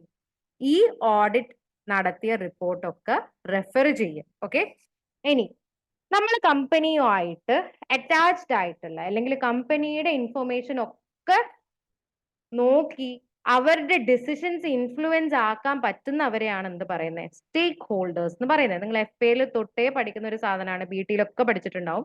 അപ്പൊ സ്റ്റേക്ക് ഹോൾഡേഴ്സ് 2 രീതിയിലാണ്. എക്സ്റ്റേണൽ സ്റ്റേക്ക് ഹോൾഡേഴ്സും ഇന്റേണൽ സ്റ്റേക്ക് ഹോൾഡേഴ്സും. കമ്പനിയുടെ ഉള്ളിൽ നിന്ന് കമ്പനിയുടെ അടുത്ത് ഇടപഴകി ചെയ്യുന്ന ആൾക്കാരെയാണ് ഇന്റേണൽ സ്റ്റേക്ക് ഹോൾഡേഴ്സ് എന്ന് പറയുന്നത്. ഫോർ എക്സാമ്പിൾ എംപ്ലോയീസും മാനേജ്മെന്റും. ക്ലിയർ അല്ലേ? ഇനി എക്സ്റ്റേണൽ സ്റ്റേക്ക് ഹോൾഡേഴ്സ് എന്ന് വെച്ചാൽ കമ്പനിക്ക് പുറത്താണ്. അതായത് കമ്പനീനെ മാനേജ് ചെയ്യുന്ന രീതിയിൽ അവർക്ക് കണക്ഷൻ ഇല്ല, പക്ഷെ കമ്പനിയായിട്ട് കണക്ഷൻ ഉണ്ട്. അങ്ങനെയാണെങ്കിൽ ആ പുറത്തുള്ളവരെയാണ് എക്സ്റ്റേണൽ സ്റ്റേക്ക് ഹോൾഡേഴ്സ് എന്ന് പറയാം. അപ്പൊ അവരാരൊക്കെയാണ്? Banks and finance, money lenders, പിന്നെ കസ്റ്റമേഴ്സ്, നമ്മളുടെ വെൻഡേഴ്സ് ഓർ സപ്ലയേഴ്സ്, അതായത് നമുക്ക് ഗുഡ്സ് തരുന്ന ആൾക്കാർ, ഗവൺമെന്റ്, പിന്നെ ഷെയർ ഹോൾഡേഴ്സും ഭാവിയിൽ വരാൻ പോകുന്ന പൊട്ടൻഷ്യൽ ഷെയർ ഹോൾഡേഴ്സും, ഇവരൊക്കെ എന്താണ്? എക്സ്റ്റേണൽ സ്റ്റേക്ക് ഹോൾഡേഴ്സ് ആണ് അല്ലെ? ഇന്റേണൽ എന്ന് പറയുമ്പോൾ ചിലപ്പോൾ നമുക്ക് ഫസ്റ്റ് കത്തം എന്താണ്? ഷെയർ ഹോൾഡേഴ്സ് ഇന്റേണൽ അല്ലേന്നാ? അല്ല, ഷെയർ ഹോൾഡേഴ്സ് എല്ലാ കമ്പനീനെ മാനേജ് ചെയ്യുക, അത് എപ്പോഴും മനസ്സിലുണ്ടാവണം. ഷെയർ ഹോൾഡേഴ്സ് വെറും ഓണേഴ്സ് ആണ്.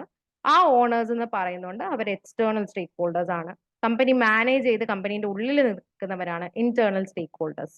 ക്ലിയർ അല്ലേ? അപ്പൊ ഇവർക്ക് രണ്ടുപേർക്കും ഓഡിറ്റിംഗ് ചെയ്തുകൊണ്ട് അവർക്ക് അവരുടെ ഡിസിഷൻസ് ഇൻഫ്ലുവൻസ്ഡ് ആവാനുള്ള സാധ്യതകളുണ്ട്.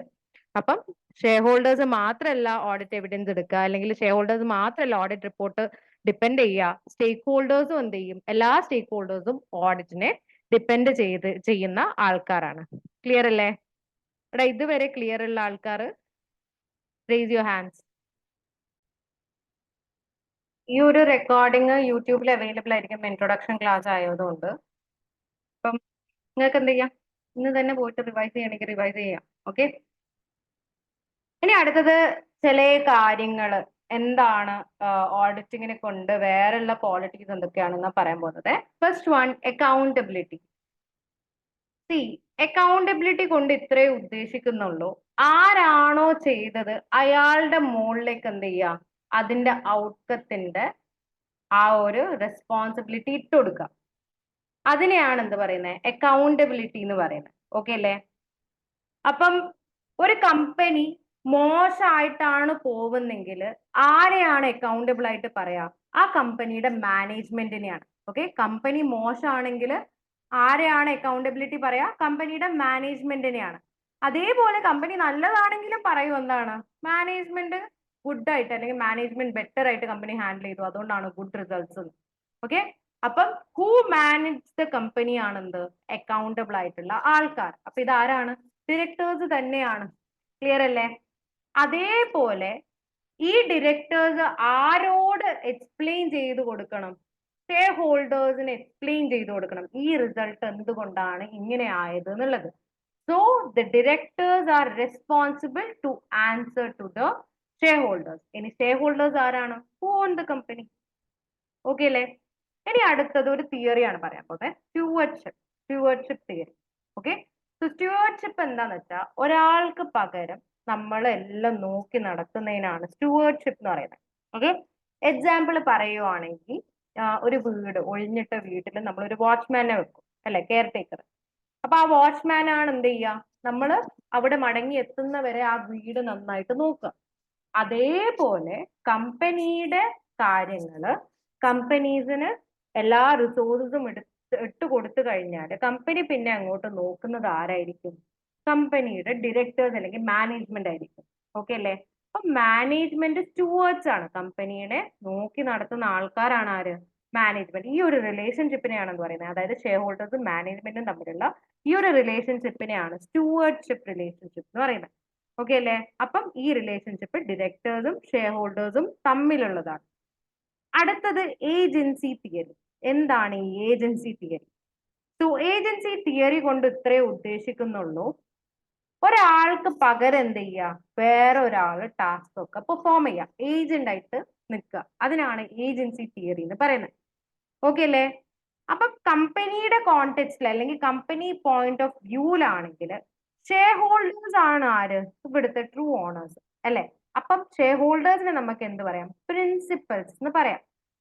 ഓക്കെ, ഇനി ഷെയർ ഹോൾഡേഴ്സിന് ഡയറക്ട്ലി കമ്പനി മാനേജ് ചെയ്യാൻ പറ്റത്തില്ല, അല്ലെങ്കിൽ കമ്പനിയുടെ operational activities share holders directly ചെയ്യത്തില്ല. അതിന് പകരം കമ്പനീസ് ഈ ഷെയർ ഹോൾഡേഴ്സ് എന്ത് ചെയ്യും? ഡയറക്ടേഴ്സിനെ നിയമിക്കും. ഓക്കെ, ഡയറക്ടേഴ്സിനൊക്കെ അപ്പോയിന്റ് ചെയ്യും. എന്നിട്ട് ഡയറക്ടേഴ്സ് ആണ് on behalf of the share holders company run ചെയ്യുക അല്ലെ? അപ്പൊ ഈ ഒരു റിലേഷൻഷിപ്പിനെയാണ് എന്ത് പറയുന്നത്? ഏജൻസി തിയറി എന്ന് പറയുന്നത്. അപ്പം ഷെയർ ഹോൾഡേഴ്സ് പ്രിൻസിപ്പലും ഡയറക്ടേഴ്സ് ഏജന്റും ആണ്. ഓക്കെ അല്ലേ? ഇനി ഈ സെപ്പറേഷൻ, ദാറ്റ് ഇസ് ഓണർഷിപ്പ് വേറെ മാനേജ്മെന്റ് വേറെ, ഇതിനെയാണ് എന്ത് പറയുന്നത്, ഏജൻസി പ്രോബ്ലം എന്ന് പറയുന്നത്. കാരണം സി, നമ്മളൊരു ബിസിനസ് ഓൺ ചെയ്യുമ്പം സ്വാഭാവികമായിട്ടും നമ്മളുടെ മനസ്സിൽ എന്താ വരിക, നമ്മളുടെ തീരുമാനങ്ങൾ ബിസിനസ്സിൽ എടുക്കണം അല്ലെ. നമ്മൾ ഷെയർ ഇട്ടതാണ്, അപ്പൊ അധികാരമുണ്ട്, നമ്മൾ പറയുന്ന പോലെ കമ്പനി നിൽക്കണം എന്നാണ് നമ്മൾ ചിന്തിക്കുക. പക്ഷെ നമ്മൾ കമ്പനീനെ വേറൊരാൾക്ക് മാനേജ് ചെയ്യാൻ കൊടുത്താൽ we are actually delegating that power to the management അല്ലെ. മാനേജ്മെന്റിന് നമ്മൾ കൊടുക്കുവാണ് ആ പവർ, നമ്മൾക്ക് പകരം നിങ്ങൾ എന്ത് ചെയ്തു, കമ്പനി റണ്ണ് ചെയ്തു എന്നുള്ളത്. അപ്പൊ ഇതൊരിക്കലും സ്മൂത്ത് ആയിരിക്കില്ല. ചില സമയത്ത് മാനേജ്മെന്റും ഷെയർ ഹോൾഡേഴ്സും തമ്മിൽ ഡിസ്എഗ്രിമെന്റ്സ് ഉണ്ടാവും. ആ ഡിസ്എഗ്രിമെന്റ്സ് ആണ് ഏജൻസി പ്രോബ്ലം. ഓക്കെ അല്ലേ? അവിടെ ക്ലിയർ ആണെങ്കിൽ ഒന്ന് raise your hand. Let me see.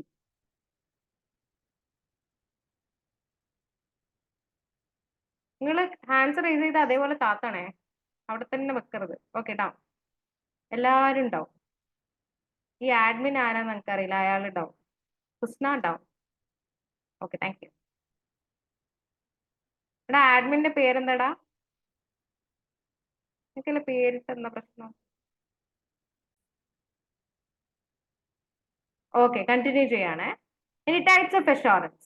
നമുക്ക് രണ്ട് രീതിയിൽ അഷുറൻസ് ഉണ്ട്, റീസണബിൾ അഷുറൻസും ലിമിറ്റഡ് അഷുറൻസും. ഓക്കെ, റീസണബിൾ അഷുറൻസും ലിമിറ്റഡ് അഷുറൻസും. റീസണബിൾ അഷുറൻസ് കൊണ്ട് ഇത്രേ ഉദ്ദേശിക്കുന്നുള്ളൂ. നമ്മൾ ഈ പറയുന്ന FS പ്രിപ്പയർ ചെയ്യുക അല്ലെങ്കിൽ A to Z നോക്കുക എന്ന് പറയുന്നതാണ് റീസണബിൾ അഷുറൻസ്. ഒരു കമ്പനിയുടെ A to Z കാര്യങ്ങൾ നോക്കി നടത്തുക, എന്നിട്ട് അതിന്റെ മുകളിൽ ഒപ്പീനിയൻ പ്രൊവൈഡ് ചെയ്യുക, അതിനാണ് റീസണബിൾ അഷുറൻസ് എന്ന് പറയുന്നത്. ഇനി ലിമിറ്റഡ് അഷുറൻസ് എന്താണ്?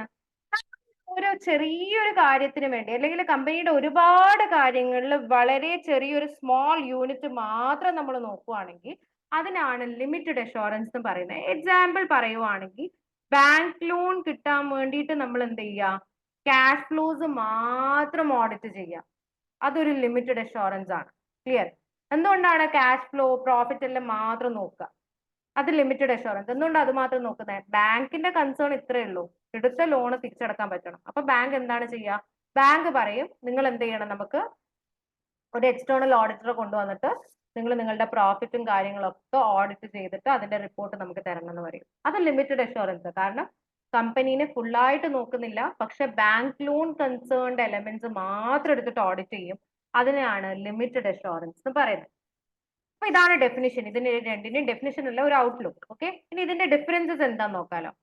First one, sufficient appropriate audit evidence gathered and detailed work is perform. അപ്പൊ റീസണബിൾ അഷുറൻസിൽ നമ്മളെ വർക്ക് വളരെ വൈഡ് ആണ്. നമ്മൾ എല്ലാ കാര്യങ്ങളും എന്ത് ചെയ്യും, ചെക്ക് ചെയ്യും. എല്ലാ വർക്കും ഡീറ്റെയിൽഡ് ആയിരിക്കും, ഒന്നും സമ്മപ്പ് ചെയ്യത്തില്ല. അപ്പൊ ഏറെക്കുറെ എഫേർട്ട് എവിടെ പോകും? റീസണബിൾ അഷുറൻസിൽ പോകും.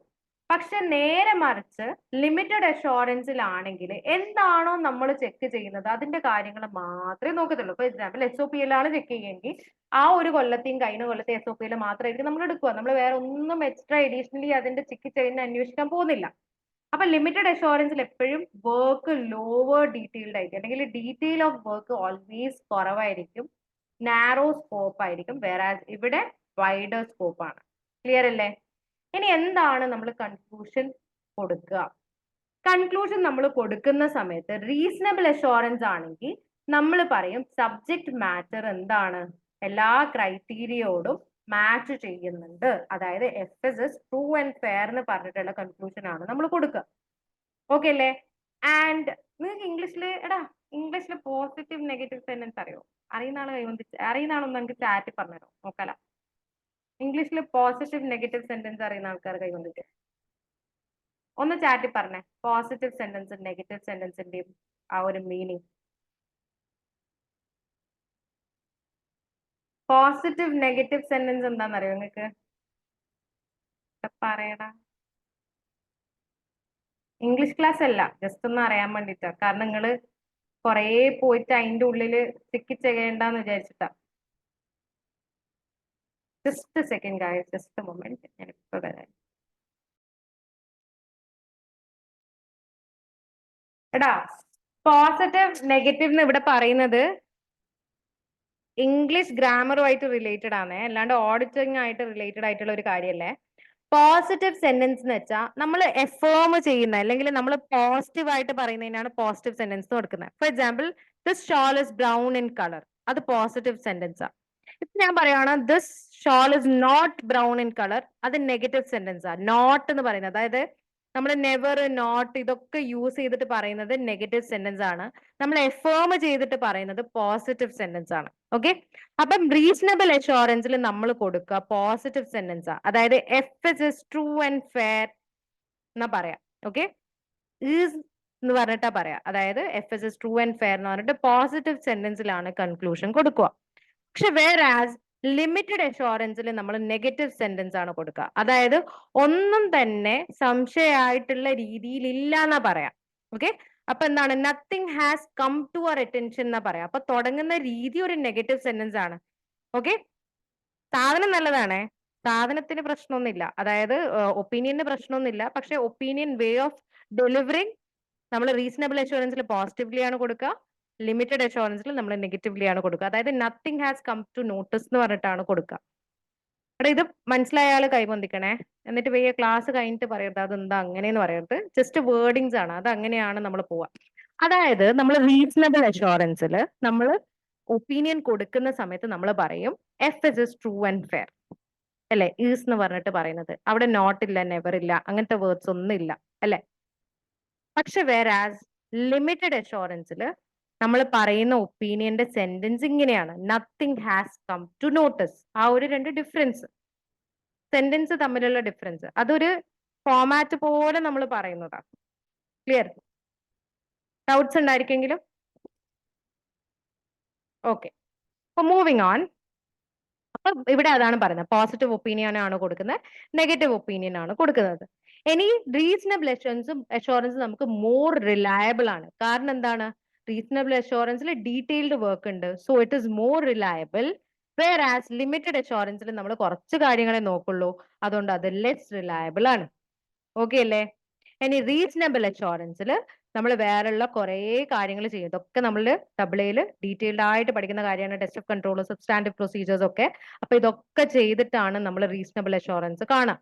പക്ഷേ ലിമിറ്റഡ് അഷുറൻസിൽ ഇതൊന്നും തന്നെ ഒരുപാടൊന്നും ചെയ്യത്തില്ല. നമ്മൾ ജസ്റ്റ് എൻക്വയറീസ് നടത്തും, അനലിറ്റിക്കൽ റിവ്യൂ നടത്തും, ഇത്രയും നമ്മൾ ചെയ്യത്തുള്ളൂ. ക്ലിയർ? ഓക്കെ അല്ലേ? എക്സാമ്പിൾ പറയുവാണെങ്കിൽ റീസണബിൾ അഷുറൻസ് എക്സ്റ്റേണൽ ഓഡിറ്റ്, നമ്മൾ ചെയ്യുന്ന എക്സ്റ്റേണൽ ഓഡിറ്റ് റീസണബിൾ അഷുറൻസ് ആണ്. നമ്മൾ ജസ്റ്റ് എഫ് എസ് മാത്രം നോക്കുന്നു, അതിന്റെ കാര്യങ്ങളൊക്കെ അതൊക്കെ നല്ലതായിട്ട് പ്രിപ്പയർ ചെയ്തോ നോക്കുന്നത്, അതാണ് എഫ് എസ് റിവ്യൂ. അത് ലിമിറ്റഡ് അഷുറൻസ് ആണ്. അല്ലെങ്കിൽ ബാങ്ക് ലോണ് പാസ് ചെയ്യാൻ വേണ്ടി നമ്മൾ ചെയ്യുന്നത് റീസണബിൾ അഷുറൻസ്, ലിമിറ്റഡ് അഷുറൻസ് ആണ്. ക്ലിയർ അല്ലേ? ഓക്കെ, ഇനി അടുത്തത് ആബ്സല്യൂട്ട് അഷുറൻസ്. ഈ സാധനമാണ് പറയാൻ പോകുന്നത്. ശ്രദ്ധിക്കുക, നമ്മളിപ്പം സപ്പോസ് നമുക്ക് കിട്ടിയ ക്ലയന്റ് ഒരു 10 കൊല്ലമായിട്ട് ഇൻഡസ്ട്രിയിലുള്ള ക്ലയന്റ് ആണെന്ന് വിചാരിക്കുക. നമുക്ക് ആ ക്ലയന്റിന്റെ ഈച്ച് ആൻഡ് എവറി ട്രാൻസാക്ഷൻ എടുത്തിട്ട് ഓഡിറ്റ് ചെയ്യാൻ പറ്റുമോ ഇല്ലയോ? യെസ് ഓർ നോയിൽ ആൻസർ പറയണം. Can we look into A to Z documents of a company which has been there for 10 years? നമുക്ക് ചെയ്യാൻ പറ്റുമോ? Tell me. 10 കൊല്ലമായിട്ട് കിടക്കുന്ന ഒരു കമ്പനിയുടെ A to Z കാര്യങ്ങളും ഈച്ച് ആൻഡ് എവറിത്തിങ് നമുക്ക് എടുത്ത് ചെയ്യാൻ പറ്റുമോ? ഇല്ല, പോസിബിൾ അല്ല അല്ലേ? Logically that is not a thing അല്ലേ? അപ്പൊ നമ്മൾ എന്താ ചെയ്യുക? നമ്മൾ ഒരിക്കലും ഒരു കമ്പനിയുടെയും 100% ട്രാൻസാക്ഷൻ എടുത്തിട്ട് അല്ലെങ്കിൽ 100% അഷുറൻസ് ഒരു കമ്പനിക്ക് നമ്മൾ കൊടുക്കത്തില്ല. കാരണം 100% ട്രാൻസാക്ഷൻ നമ്മൾ ഒരിക്കലും എടുക്കത്തില്ല, അതിനുള്ള ടൈം ഒന്നും ഓഡിറ്റിനില്ല. ഓക്കെ അല്ലേ? അപ്പൊ നമ്മൾ എന്താണ് ചെയ്യുക? ഒരു group of transactions sample transaction എടുത്തിട്ട്, സാമ്പിൾസ് ഏറെക്കുറെ ഭാഗം എടുത്തിട്ട് അതൊക്കെ ചെക്ക് ചെയ്തിട്ട് ദ ഹോൾ പോപ്പുലേഷൻ അല്ലെങ്കിൽ എൻറ്റയർ എഫ് എസിനോടാണ് നമ്മൾ ഒപ്പീനിയൻസ് കൊടുക്കുക. അപ്പൊ ഇത്രേ പറയുന്നുള്ളൂ, ഒരിക്കലും ഒരു അഷുറൻസും നമ്മൾക്ക് 100% കൊടുക്കാൻ പറ്റില്ല. ആ 100% അഷുറൻസ് കൊടുക്കുന്ന അഷുറൻസിനാണ് എന്ത് പറയുന്നത്? ആബ്സല്യൂട്ട് അഷുറൻസ് എന്ന് പറയുന്നത് അല്ലെ? ആബ്സല്യൂട്ട് അഷുറൻസ് കൊണ്ട് ഇത്രേ ഉദ്ദേശിക്കുന്നുള്ളൂ. നമ്മൾ 100% അഷുറൻസ് കൊടുക്കുന്നെങ്കിൽ അത് ആബ്സല്യൂട്ട് അഷുറൻസ് ആണ്, വിച്ച് ഇസ് എ വെരി എന്താണ് ഫെയറി ടെയിൽ പോലെയാണ്. നമുക്ക് ഒരിക്കലും അങ്ങനെ ചെയ്യാൻ പറ്റത്തില്ല. നമ്മൾ ഒരിക്കലും ഓഡിറ്റിംഗ് ചെയ്യുന്ന സമയത്ത് ആബ്സല്യൂട്ട് അഷുറൻസ് പ്രൊവൈഡ് ചെയ്യത്തില്ല. അതുകൊണ്ടാണ് ഓഡിറ്റിങ്ങിനെ റീസണബിൾ അഷുറൻസ് എന്ന് പറയുന്നത്. ക്ലിയർ? ആബ്സല്യൂട്ട് അഷുറൻസ് ഒരിക്കലും കൊടുക്കാൻ പറ്റത്തില്ല. കാരണം എന്താണ്? നമ്മൾ ഒരിക്കലും 100% ഓഫ് ബിസിനസ് ട്രാൻസാക്ഷൻസ് എടുത്തിട്ട് നമ്മൾ ഓഡിറ്റ് ചെയ്യത്തില്ല. നമ്മൾ സാമ്പിൾസ് ആണ് ചെയ്യുക. റീസണബിൾ അഷുറൻസ് ആണ് പ്രൊവൈഡ് ചെയ്യുക. ക്ലിയർ അല്ലേ? റീസണബിൾ അഷുറൻസും ആബ്സല്യൂട്ട് അഷുറൻസും തമ്മിലുള്ള ഡിഫറൻസ് ഓക്കെ അല്ലേ? ഓക്കെ ആണെങ്കിൽ ഗിവ് എ തംസ് അപ്പ്.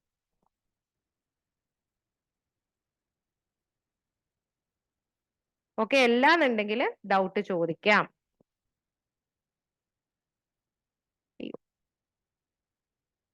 എടാ തംസ് അപ്പ് ചെയ്യടാ. ഓക്കെ ആണോ? റീസണബിൾ അഷുറൻസും ആബ്സല്യൂട്ട് അഷുറൻസും ഓക്കെ ആണോടാ?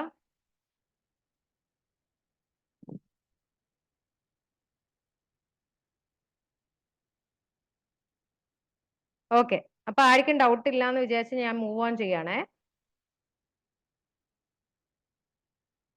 അഷുറൻസ് എൻഗേജ്മെന്റ്സിന്റെ എക്സാമ്പിൾ ആണ്. റീസണബിൾ ആയാലും സോറി റീസണബിൾ ആയാലും ലിമിറ്റഡ് ആയാലും ഓഡിറ്റ് അഷുറൻസ് എൻഗേജ്മെന്റ്സ് എന്ന് വെച്ചാൽ നമ്മൾ ഓഡിറ്റിംഗിൽ ഏർപ്പെടുക. ഓക്കെ, അതിന്റെ കോൺട്രാക്ട് അല്ലെങ്കിൽ ആക്സെപ്റ്റ് ചെയ്യുന്നതിനാണ് അഷുറൻസ് എൻഗേജ്മെന്റ്സ് എന്ന് പറയുന്നത്. ആ ഒരു ജോലിക്കാണ് അഷുറൻസ് എൻഗേജ്മെന്റ്സ് എന്ന് പറയുന്നത്. അപ്പൊ നമ്മൾ ചിലപ്പം FS മാത്രം ഓഡിറ്റ് ചെയ്യും അല്ലെ? നമ്മൾ ചിലപ്പം റിവ്യൂ ഓഫ് FS നടത്തും. ഓക്കെ, നമ്മൾ ചിലപ്പം റിസ്ക് അസസ്മെന്റ് റിവ്യൂ നടത്തും, കമ്പനിയുടെ റിസ്ക് ഒക്കെ നോക്കും. ചിലപ്പോൾ നമ്മൾ കമ്പനിയുടെ സിസ്റ്റം റിവ്യൂ നടത്തും, ചിലപ്പോൾ നമ്മൾ ഇന്റേണൽ കൺട്രോൾ റിവ്യൂ നടക്കും. ഇത് നമ്മളെ ഒരു എന്താ പറയാ, ഏറ്റവും ഇമ്പോർട്ടന്റ് ഏരിയ ആണ് ഇന്റേണൽ കൺട്രോൾ എന്നുള്ളത്. അതെന്താണെന്നുള്ളത് വൈകിട്ട് പറയും. ഓക്കെ, ഏറ്റവും ഇമ്പോർട്ടന്റ് ഏരിയ ആണ് AA-യിലുള്ളത്, ഇന്റേണൽ കൺട്രോൾ റിവ്യൂ എന്നൊക്കെ ഉള്ളത്. Okay, next topic, objective of audit. എന്തിനാണ് audit? First and foremost thing, audit നടത്തുന്നത് FSന്റെ മുകളിൽ ഒപ്പീനിയൻ പറയാനാണ്. ഓഡിറ്റ് നമ്മൾ എന്തിനാണ് നടത്തുന്നത്? FSന്റെ മുകളിൽ ഒപ്പീനിയൻ പറയാനാണ് നമ്മൾ ഓഡിറ്റ് നടത്തുന്നത്. ഇനി ഈ ഒപ്പീനിയൻ ആരാണ് ചെയ്യുക? ഇൻഡിപെൻഡന്റ് എക്സ്പേർട്ട് വന്ന് എന്ത് ചെയ്യും? FSന്റെ മുകളിൽ ഒപ്പീനിയൻ പറയും. ആരാണ് ഇൻഡിപെൻഡന്റ് എക്സ്പേർട്ട്? ബയസ്ഡ് അല്ലാത്ത, പാർഷ്യാലിറ്റി ഇല്ലാത്ത, ആരുടെയും കാര്യങ്ങളിൽ ഇൻഫ്ലുവൻസ്ഡ് ആവാത്ത, സ്വന്തം തീരുമാനങ്ങളാല് ഒരു കമ്പനിയുടെ FS നോക്കി നടത്തി അതിന് വേർഡിക്റ്റ് പുറത്തു കൊണ്ടുവരുന്നവരെയാണ് എന്ത് പറയുന്നത്? ഇൻഡിപെൻഡന്റ് എക്സ്പേർട്ട് എന്ന് പറയുന്നത്. ഓക്കെ അല്ലേ? അപ്പൊ ഇൻഡിപെൻഡന്റ് എക്സ്പേർട്ട് എന്താണ് എൻഷുർ ചെയ്യുന്നത്? ദാറ്റ് കമ്പനിയുടെ FSല് ഒരു കാര്യങ്ങളും മിസ്സ്റ്റേറ്റഡ് അല്ല. മിസ്സ്റ്റേറ്റഡ് ആവാന്ന് വെച്ചാൽ തെറ്റായ രീതിയിൽ FSല് എമൗണ്ട്സ് ഒക്കെ വരിക അല്ലെ? അപ്പൊ കമ്പനി മെറ്റീരിയലി മിസ്സ്റ്റേറ്റഡ് ആവാന്ന് വെച്ചാൽ വലിയ തോതില് കമ്പനിയുടെ FS തെറ്റാവാതിരിക്കുക, ഫ്രോഡ് ആൻഡ് എറർ ഇല്ലാന്ന് ഉറപ്പുവരുത്തുക. ഇതൊക്കെ ആര് എൻഷുർ ചെയ്യും? ഓഡിറ്റേഴ്സ് ഓഡിറ്റിങ്ങിലൂടെ എൻഷുർ ചെയ്യും. അടുത്ത എൻഷുറൻസ് എന്താണ്? നമ്മളുടെ FS ലോസ് ആൻഡ് റെഗുലേഷൻസ് അല്ലെങ്കിൽ കമ്പനി അവരുടെ FS പ്രിപ്പയർ ചെയ്തത് എല്ലാ റൂൾസ് ആൻഡ് റെഗുലേഷൻസ് ഫോളോ ചെയ്തിട്ടാണ് എന്നുള്ളത് എൻഷുർ ചെയ്യുക. പിന്നെന്താണ്? FS ട്രൂ ആൻഡ് ഫെയർ ആണെന്ന് എൻഷുർ ചെയ്യുക. ഇതൊക്കെയാണ് ഓബ്ജക്റ്റീവ്. ക്ലിയർ അല്ലേ? ഇനി ശ്രദ്ധിച്ച് കേൾക്കുക. അടുത്തതാണ് expectation gap. Okay, expectation gap കൊണ്ട് ഇത്രേ ഉദ്ദേശിക്കുന്നുള്ളൂ. ഓഡിറ്റർ എന്തായാലും അവരുടെ ആക്ടിവിറ്റീസ് ചെയ്യും അല്ലെ? പക്ഷെ പബ്ലിക്കിന് ഓഡിറ്റർ ഇന്ന കാര്യങ്ങൾ ചെയ്യുന്ന ഒരു എസംഷൻ ഉണ്ടാവും അല്ലെ? അപ്പൊ പബ്ലിക്കിന്റെ എസംഷനും ഓഡിറ്റർ ആക്ച്വലി ചെയ്യുന്ന കാര്യത്തിന്റെയും ഡിഫറൻസിനെയാണ് എന്ത് പറയുന്നത്? എക്സ്പെക്ടേഷൻ ഗ്യാപ്പ് എന്ന് പറയുന്നത്. ഇത് ഓക്കെ ആണെങ്കിൽ raise your hand. Expectation gap okay ആണെങ്കിൽ റേസ് യുവർ ഹാൻഡ്. ഞാനിപ്പം പറഞ്ഞ എക്സ്പെക്ടേഷൻ ഗ്യാപ്പ് ഓക്കെ ആണെങ്കിൽ റേസ് യുവർ ഹാൻഡ്സ് ഇടാം. വേഗം ആവട്ടെ. Hands down. ഓക്കെ, അപ്പം ഈ രണ്ട് ഡിഫറൻസ്, അതായത് പബ്ലിക്കിന്റെ എസംഷൻസ് തമ്മിലുള്ളതും ആക്ച്വലി ഓഡിറ്റേഴ്സ് എന്താ ചെയ്യാന്നുള്ള ഡിഫറൻസും ആണ് എക്സ്പെക്ടേഷൻ ഗ്യാപ്പ്. അതിൽ first type of expectation gap ആണ് സ്റ്റാൻഡേർഡ്സ് ഗ്യാപ്പ്. എന്താണ് സ്റ്റാൻഡേർഡ്സ് ഗ്യാപ്പ്? സി, സ്റ്റേക്ക് ഹോൾഡേഴ്സ് അല്ലെങ്കിൽ പബ്ലിക് ആരാണോ FS യൂസ് ചെയ്യുന്നത് അവരൊക്കെയാണ് സ്റ്റേക്ക് ഹോൾഡേഴ്സ് എന്ന് പറയുന്നത്. പബ്ലിക്കും കൂടി അതിൽ ഇൻവോൾവ് ആണ്. അപ്പൊ സ്റ്റേക്ക് ഹോൾഡേഴ്സും പബ്ലിക്കും എന്താണ് വിശ്വസിക്കുന്നത്? ഓഡിറ്റർ എന്ത് ചെയ്യും? ഈച്ച് ആൻഡ് എവറി ട്രാൻസാക്ഷൻ എടുത്ത് നോക്കും എന്നാണ് അവർ വിശ്വസിക്കുന്നത്, അല്ലെ? റെക്കോർഡിങ്സ് റീസ്റ്റാർട്ട് ചെയ്തു. ഓക്കെ, സോ എന്താണ് വിശ്വസിക്കുന്നത്? പബ്ലിക്കും സ്റ്റേക്ക് ഹോൾഡേഴ്സ് എന്താ വിശ്വസിക്കുന്നത്? ഓഡിറ്റേഴ്സ് എന്ത് ചെയ്യും? എല്ലാ സാധനം ഈച്ച് ആൻഡ് എവറി ട്രാൻസാക്ഷൻ എടുത്തിട്ട് എന്താണ് ഓഡിറ്റ് ചെയ്യുന്നതാണ് വിശ്വസിക്കുക. പക്ഷേ ഇൻ റിയാലിറ്റി ഓഡിറ്റേഴ്സ് എന്താണ് യൂസ് ചെയ്യത്തുള്ളൂ? സാമ്പിൾസ് ഫ്രം ദ പോപ്പുലേഷൻ ആണ് യൂസ് ചെയ്യുക in order to detect the material error and fraud. That means the auditor is not going to use each and every transactions in the company, but selects samples out of all the transactions. അതിനെയാണ് എന്ത് പറയുന്നത്? Standards gap എന്ന് പറയുന്നത്. അടുത്തത് performance gap ആണ്. അത് നോക്കുക. Auditors adhere to international standards in auditing, and if they are performing or conducting the audit below the required standards or not based on ISA, this is also called a negligent audit. See, performance gap കൊണ്ട് ഇത്രേ ഉദ്ദേശിക്കുന്നുള്ളൂ. ഒരിക്കലും auditors എന്തിനോട് liable അല്ല, share holders എന്ന് പറയുന്ന ടേംസിനോട് liable അല്ല. Auditors എങ്ങനെയാണ് audit ചെയ്യുക? എന്താണോ auditing standard? C, auditing auditors prepare ചെയ്യുക സ്റ്റാൻഡേർഡ്സ് പ്രകാരം. നമ്മൾ FR പഠിക്കുന്ന സമയത്ത് അക്കൗണ്ടിങ് സ്റ്റാൻഡേർഡ്സ് പഠിച്ചിട്ടുണ്ട്, അല്ലെ? അക്കൗണ്ടിങ് സ്റ്റാൻഡേർഡ്സ് പ്രകാരമാണ് നമ്മൾ അക്കൗണ്ട്സ് കീപ്പ് ചെയ്യുക. അതേപോലെ ഓഡിറ്റിംഗ് സ്റ്റാൻഡേർഡ്സ് പ്രകാരമാണ് നമ്മൾ ഓഡിറ്റിംഗ് ചെയ്യുക. അപ്പൊ ഓഡിറ്റിംഗ് ചെയ്യുന്ന സമയത്ത് നമ്മൾ ഷെയർ ഹോൾഡേഴ്സിന്റെ ഇൻസ്ട്രക്ഷൻസ് അല്ല ആക്സെപ്റ്റ് ചെയ്യുന്നത്. പകരം എന്താണ് നമ്മൾ നോക്കുന്നത്? നമ്മളുടെ ACCAയിൽ നമ്മളുടെ ഓഡിറ്റിംഗ് സ്റ്റാൻഡേർഡ്സ് എന്താണോ അത് ഫോളോ ചെയ്തിട്ടാണ് എന്ത് ചെയ്യുക, നമ്മൾ ഓഡിറ്റിംഗ് ചെയ്യാം. അപ്പം നമ്മൾ AA പഠിക്കുന്ന സമയത്ത് എല്ലാം auditing, majority of the theory are auditing standards. പക്ഷെ നിങ്ങൾക്ക് എന്ത് ചെയ്യേണ്ട, അതിന്റെ പേരോ നമ്പറോ ഒന്നും പഠിക്കേണ്ട. Like that you do in FR നിങ്ങൾ പഠിക്കുന്നുണ്ടല്ലേ, IAS 16 PPE, IAS 38 intangible assets, അങ്ങനെയൊക്കെ പറഞ്ഞ് നിങ്ങൾ പഠിക്കുന്നുണ്ട്. പക്ഷെ AA നിങ്ങൾക്ക് എന്ത് ചെയ്യണ്ട, ഇങ്ങനെ ഈച്ച് ആൻഡ് എവറി സ്റ്റാൻഡേർഡിന്റെ പേരോ കാര്യങ്ങളോ ഒന്നും വേണ്ട, നിങ്ങൾ അത് അറിഞ്ഞിരുന്നാൽ മതി. അതൊരു സ്റ്റാൻഡേർഡ് ആണ്, അല്ലെങ്കിൽ നമ്മൾ AA എല്ലാം പഠിക്കുന്ന സ്റ്റാൻഡേർഡ് ആണ്. അപ്പൊ അതൊക്കെ സ്റ്റാൻഡേർഡ് ആണെന്നുള്ളത് നിങ്ങളുടെ മനസ്സിലുണ്ടായാൽ മതി. നമ്മൾ പഠിക്കുന്നൊക്കെ ACCA നമ്മളോട് പറയുന്നതാണ്. അതായത് ISAയിൽ നിങ്ങൾ എങ്ങനെയാണ് പ്രൊസീജിയേഴ്സ് ചെയ്യേണ്ടത്, നിങ്ങൾ എങ്ങനെയാണ് ഇന്റേണൽ കൺട്രോൾസ് നോക്കേണ്ടത്, ഇതൊക്കെ എന്താണ് സ്റ്റാൻഡേർഡ്സ് ആണ്. ഓക്കെ അല്ലേ? അപ്പൊ പെർഫോമൻസ് ഗ്യാപ്പ് എന്താണ്? ഷെയർ ഹോൾഡേഴ്സ് പറയുന്ന പോലെ അല്ല ചെയ്യുക. നമ്മൾ ISA പ്രകാരമാണ് എന്ത് ചെയ്യുക, ഓഡിറ്റ് നടത്തുക. നമ്മൾ ISA പ്രകാരം ഓഡിറ്റ് നടത്തിയിട്ടില്ലെങ്കിൽ അതിനെന്താണ് പറയാ? നെഗ്ലിജന്റ് ഓഡിറ്റ് എന്നാ പറയാം. അടുത്തത് liability gap. Okay, so this is where the public don't understand who the auditors are legally liable to. The stakeholders and public expect the auditors are liable to all the stakeholders, whereas the auditors are only liable to shareholders and any third party in any case of criminal or civil offenses. See, liability gap കൊണ്ട് ഇത്രേ ഉദ്ദേശിക്കുന്നുള്ളൂ. എല്ലാ auditing ഡീറ്റെയിൽസും publicly available ആണ്. Okay, അപ്പൊ natural ആയിട്ട് പബ്ലിക്കും സ്റ്റേക്ക് ഹോൾഡേഴ്സും എന്താണ് വിചാരിക്കുക, ഇതൊക്കെ നമുക്ക് വേണ്ടിയിട്ടാണെന്ന് വിചാരിക്കാം. പക്ഷെ ഒരിക്കലും അല്ല.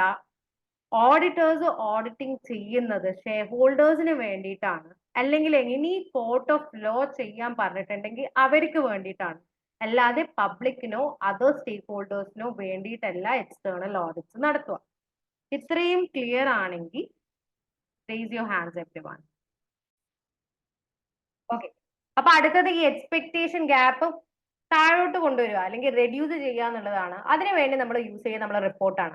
അപ്പൊ ഓഡിറ്റിംഗ് റിപ്പോർട്ടിൽ ഓഡിറ്റർ എന്തായാലും എന്ത് ചെയ്യും, ഒരു നല്ല ഡീറ്റെയിൽഡ് ഇൻഫർമേഷൻ പ്രൊവൈഡ് ചെയ്യും. ഓക്കെ, അതായത് ഇന്നത് ഇങ്ങനെയാണ് നമ്മൾ പ്രൊവൈഡ് ചെയ്യുന്നത്, ഷെയർ ഹോൾഡേഴ്സിന് യൂസ് ചെയ്യാൻ വേണ്ടിയിട്ടാണ്, ഇങ്ങനെയൊക്കെ പറഞ്ഞിട്ട് നമ്മൾ എന്ത് ചെയ്യും, ഇൻഫർമേഷൻ കൊടുക്കും. So that the people are not misunderstanding who the report is written for. Clear അല്ലേ? സെക്കൻഡ് വൺ എന്താണ്? ബാനം ആൻഡ് പാരഗ്രാഫ് ആണ്. ബാനം ആൻഡ് പാരഗ്രാഫ് ഉണ്ടോ ഇത്രേ ഉദ്ദേശിക്കുന്നുള്ളൂ, ഹൈലൈറ്റ് ചെയ്ത് സർട്ടൻ തിങ്സ് കാണിക്കുക. അതിനാണ് ബാനം ആൻഡ് പാരഗ്രാഫ് എന്ന് പറയുന്നത്. നിങ്ങൾ ലാസ്റ്റിലോട്ട് പഠിക്കും. ലാസ്റ്റ് വൺ പഠിക്കുന്നല്ല, നിങ്ങൾക്ക് അങ്ങനെ റിപ്പോർട്ട് ചെയ്താലൊന്നും പഠിക്കണ്ട, ജസ്റ്റ് അതിന്റെ ഒരു ഫോമാറ്റ് ഇങ്ങനെ പഠിക്കും. പിന്നെ എന്ത് ചെയ്യും, നമ്മൾ ഓഡിറ്റ് ക്വാളിറ്റി കൂട്ടും with the use of all the ISAs and the control systems of auditing. Okay, ഇപ്പൊ ക്വാളിറ്റി കൺട്രോൾ ഒക്കെ എൻഷുർ ചെയ്യാൻ വേണ്ടിയിട്ട് ഓഡിറ്റിംഗിന്റെ എല്ലാ സ്റ്റാൻഡേർഡ്സും നമ്മൾ യൂസ് ചെയ്യും. അതേപോലെ ക്വാളിറ്റി കൺട്രോൾ ചെക്കും നടത്തും. ഇനി ഓഡിറ്റിന്റെ ബെനിഫിറ്റ്സ് എന്തൊക്കെയാണ്? സി, ഓഡിറ്റ് നമ്മൾ പ്രൊവൈഡ് ചെയ്ത് കഴിഞ്ഞാൽ, just second, just moment people, ഒറ്റ സെക്കൻഡ്.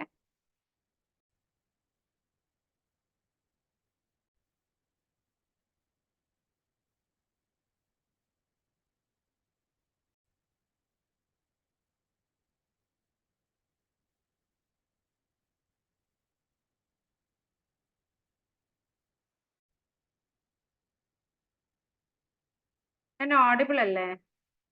എല്ലാരും ഒന്നും പറഞ്ഞു തരണേ.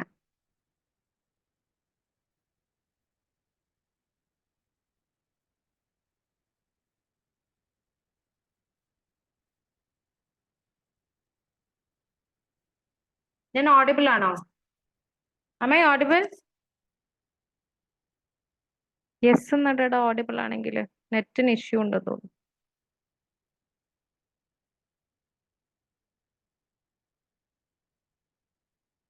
Aswathy, am I audible?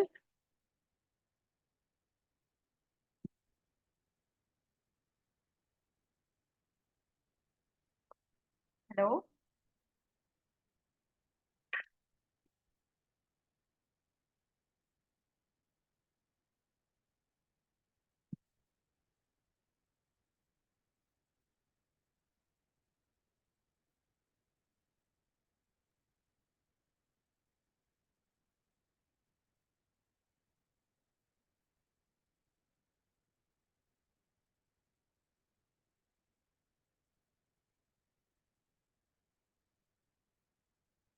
ഞാൻ ഓഡിബിൾ ആണോ? ഒന്ന് ആരെങ്കിലും റിയാക്ട് ചെയ്യോ? ഓക്കെ, അപ്പൊ ശ്രദ്ധിക്കാം. അപ്പൊ ഓഡിറ്റിന്റെ ബെനിഫിറ്റ്സ് ആണ് പറയാൻ പോകുന്നത്. അതിൽ ഫസ്റ്റ് വൺ എന്താണ്? ഇൻവെസ്റ്റേഴ്സിന് എന്ത് ചെയ്യാം? കൂടുതൽ റിലൈ ചെയ്യാം. അതായത് നമ്മൾ ഒരു ഓഡിറ്റിംഗ് ഒക്കെ നടത്തി, നമ്മളെ കമ്പനി ഓഡിറ്റ് നടത്തി, ഓഡിറ്റിൽ റിപ്പോർട്ട് ട്രൂ ആൻഡ് ഫെയർ ആയിരുന്നു. അങ്ങനെയാണെങ്കിൽ ഇൻവെസ്റ്റേഴ്സും പൊട്ടൻഷ്യൽ ഇൻവെസ്റ്റേഴ്സും എന്ത് ചെയ്യും? നമ്മളുടെ എഫ്എസിനെ മോർ റിലയബിൾ ആയിട്ട് അല്ലെങ്കിൽ ഡിപ്പെൻഡബിൾ ആയിട്ട് വ്യൂ ചെയ്യും. ക്ലിയർ അല്ലേ? രണ്ടാമത്തത്, മാനേജ്മെന്റിന് എന്ത് ചെയ്യാം? അവരുടെ കമ്പനി ഓപ്പറേറ്റ് ചെയ്യുന്ന കാര്യങ്ങളൊക്കെ, അതിനാണ് സിസ്റ്റംസ് എന്ന് പറയുന്നത്, അതിന്റെ മെഷേഴ്സ് ഒക്കെ പെർഫെക്റ്റ് ആണെന്നുള്ളത് ഉറപ്പുവരുത്താം.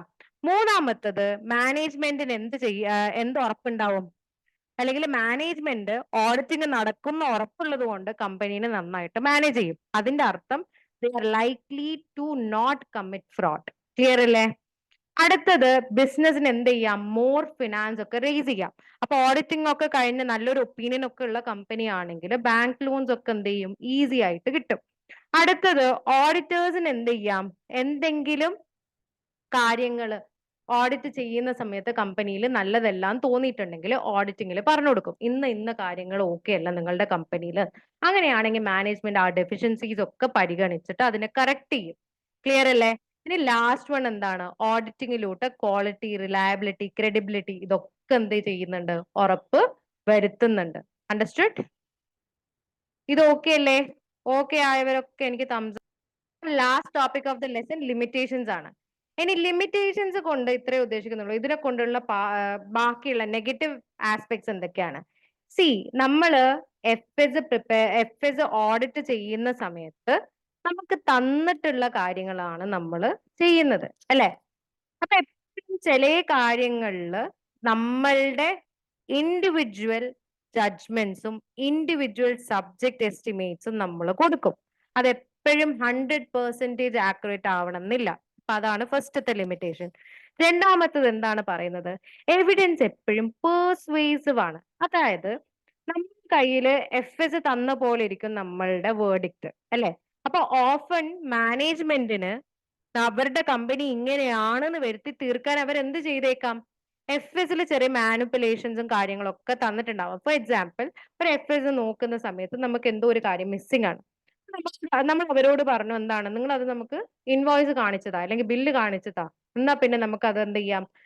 എവിഡൻസ് ആയിട്ട് കീപ്പ് ചെയ്യാം എന്നൊക്കെ പറഞ്ഞു. അപ്പൊ ഇവര് പറയുവാണ് ആ ബില്ല് കാണാണ്ടായി അല്ലെങ്കിൽ അതില്ല എന്നൊക്കെ പറയുവാണ്. അപ്പൊ ഓഫൻ നമുക്ക് എന്ത് ചെയ്യേണ്ടി വരും? അവരെന്താണോ പറയുന്നത് അത് ആക്സെപ്റ്റ് ചെയ്യേണ്ടി വരും. നമുക്ക് ഒരാളെ കഴുത്തിന് പിടിച്ചിട്ട് നമുക്ക് തരണം എന്ന് പറയാൻ പറ്റുമോ? ഇല്ല. അപ്പം എപ്പോഴും എവിഡൻസസ് ഒക്കെ പേഴ്സ്വേസീവ് ആണ്. അവര് നമ്മളോട് പറഞ്ഞ് സമ്മതിപ്പിക്കുന്ന എവിഡൻസസും ഉണ്ടാവാം. കൺക്ലൂസീവ് എവിഡൻസ് ചിലപ്പോൾ നമുക്ക് കിട്ടണം എന്നില്ല. അതായത് നമ്മൾ തന്നെ കണ്ടുപിടിച്ച് ഇത് ഓക്കെ ആണ്, ഇത് ഇങ്ങനെയാണ് എന്ന് പറയുന്ന രീതിയിലോട്ട് എത്തുന്ന എവിഡൻസ് ചിലപ്പോൾ എപ്പോഴും കിട്ടണമെന്നില്ല. അടുത്തത് എന്താണ്? എല്ലാ ട്രാൻസാക്ഷൻസും ഒരിക്കലും ഓഡിറ്റിങ്ങിൽ ചെക്ക് ചെയ്യത്തില്ല, സാമ്പിൾസ് ആണ് എടുക്കുക. അതൊരു ലിമിറ്റേഷൻ തന്നെയാണ്. നമ്മൾ എടുക്കുന്ന സാമ്പിൾ തെറ്റിയാൽ നമ്മളുടെ ഓഡിറ്റ് ഒപ്പീനിയനും തെറ്റും. അടുത്തത് എന്താണ്? മാനേജ്മെന്റിന്റെ ചില കേസസിൽ നമുക്ക് എവിഡൻസ് ഒന്നും കിട്ടുന്നില്ലെങ്കിൽ നമ്മൾ മാനേജ്മെന്റിനോട് പറയും, നിങ്ങൾ നമുക്ക് റിട്ടേൺ റെപ്രസെന്റേഷൻ താന്ന് പറയും, അല്ലെ? അപ്പൊ ഒരുപാട് കാര്യങ്ങൾ ചിലപ്പോൾ മാനേജ്മെന്റിനെ ഡിപ്പെൻഡ് ചെയ്തിട്ടായിരിക്കും നമ്മൾ ഓഡിറ്റ് എവിഡൻസ് ഒക്കെ പ്രൊവൈഡ് ചെയ്യുക. ക്ലിയർ അല്ലേ? ഇനി ലാസ്റ്റ് വൺ എന്താണ്? ഈ ഇന്റേണൽ കൺട്രോൾ എന്ന് പറയുന്ന സാധനം നിങ്ങൾക്ക് ഒരു വളരെ പുതിയ കോൺസെപ്റ്റ് ആണ്. സി, നമ്മൾ ഓഡിറ്റിങ്ങില് നമ്മളൊരു എയർപോർട്ടിൽ പോയി.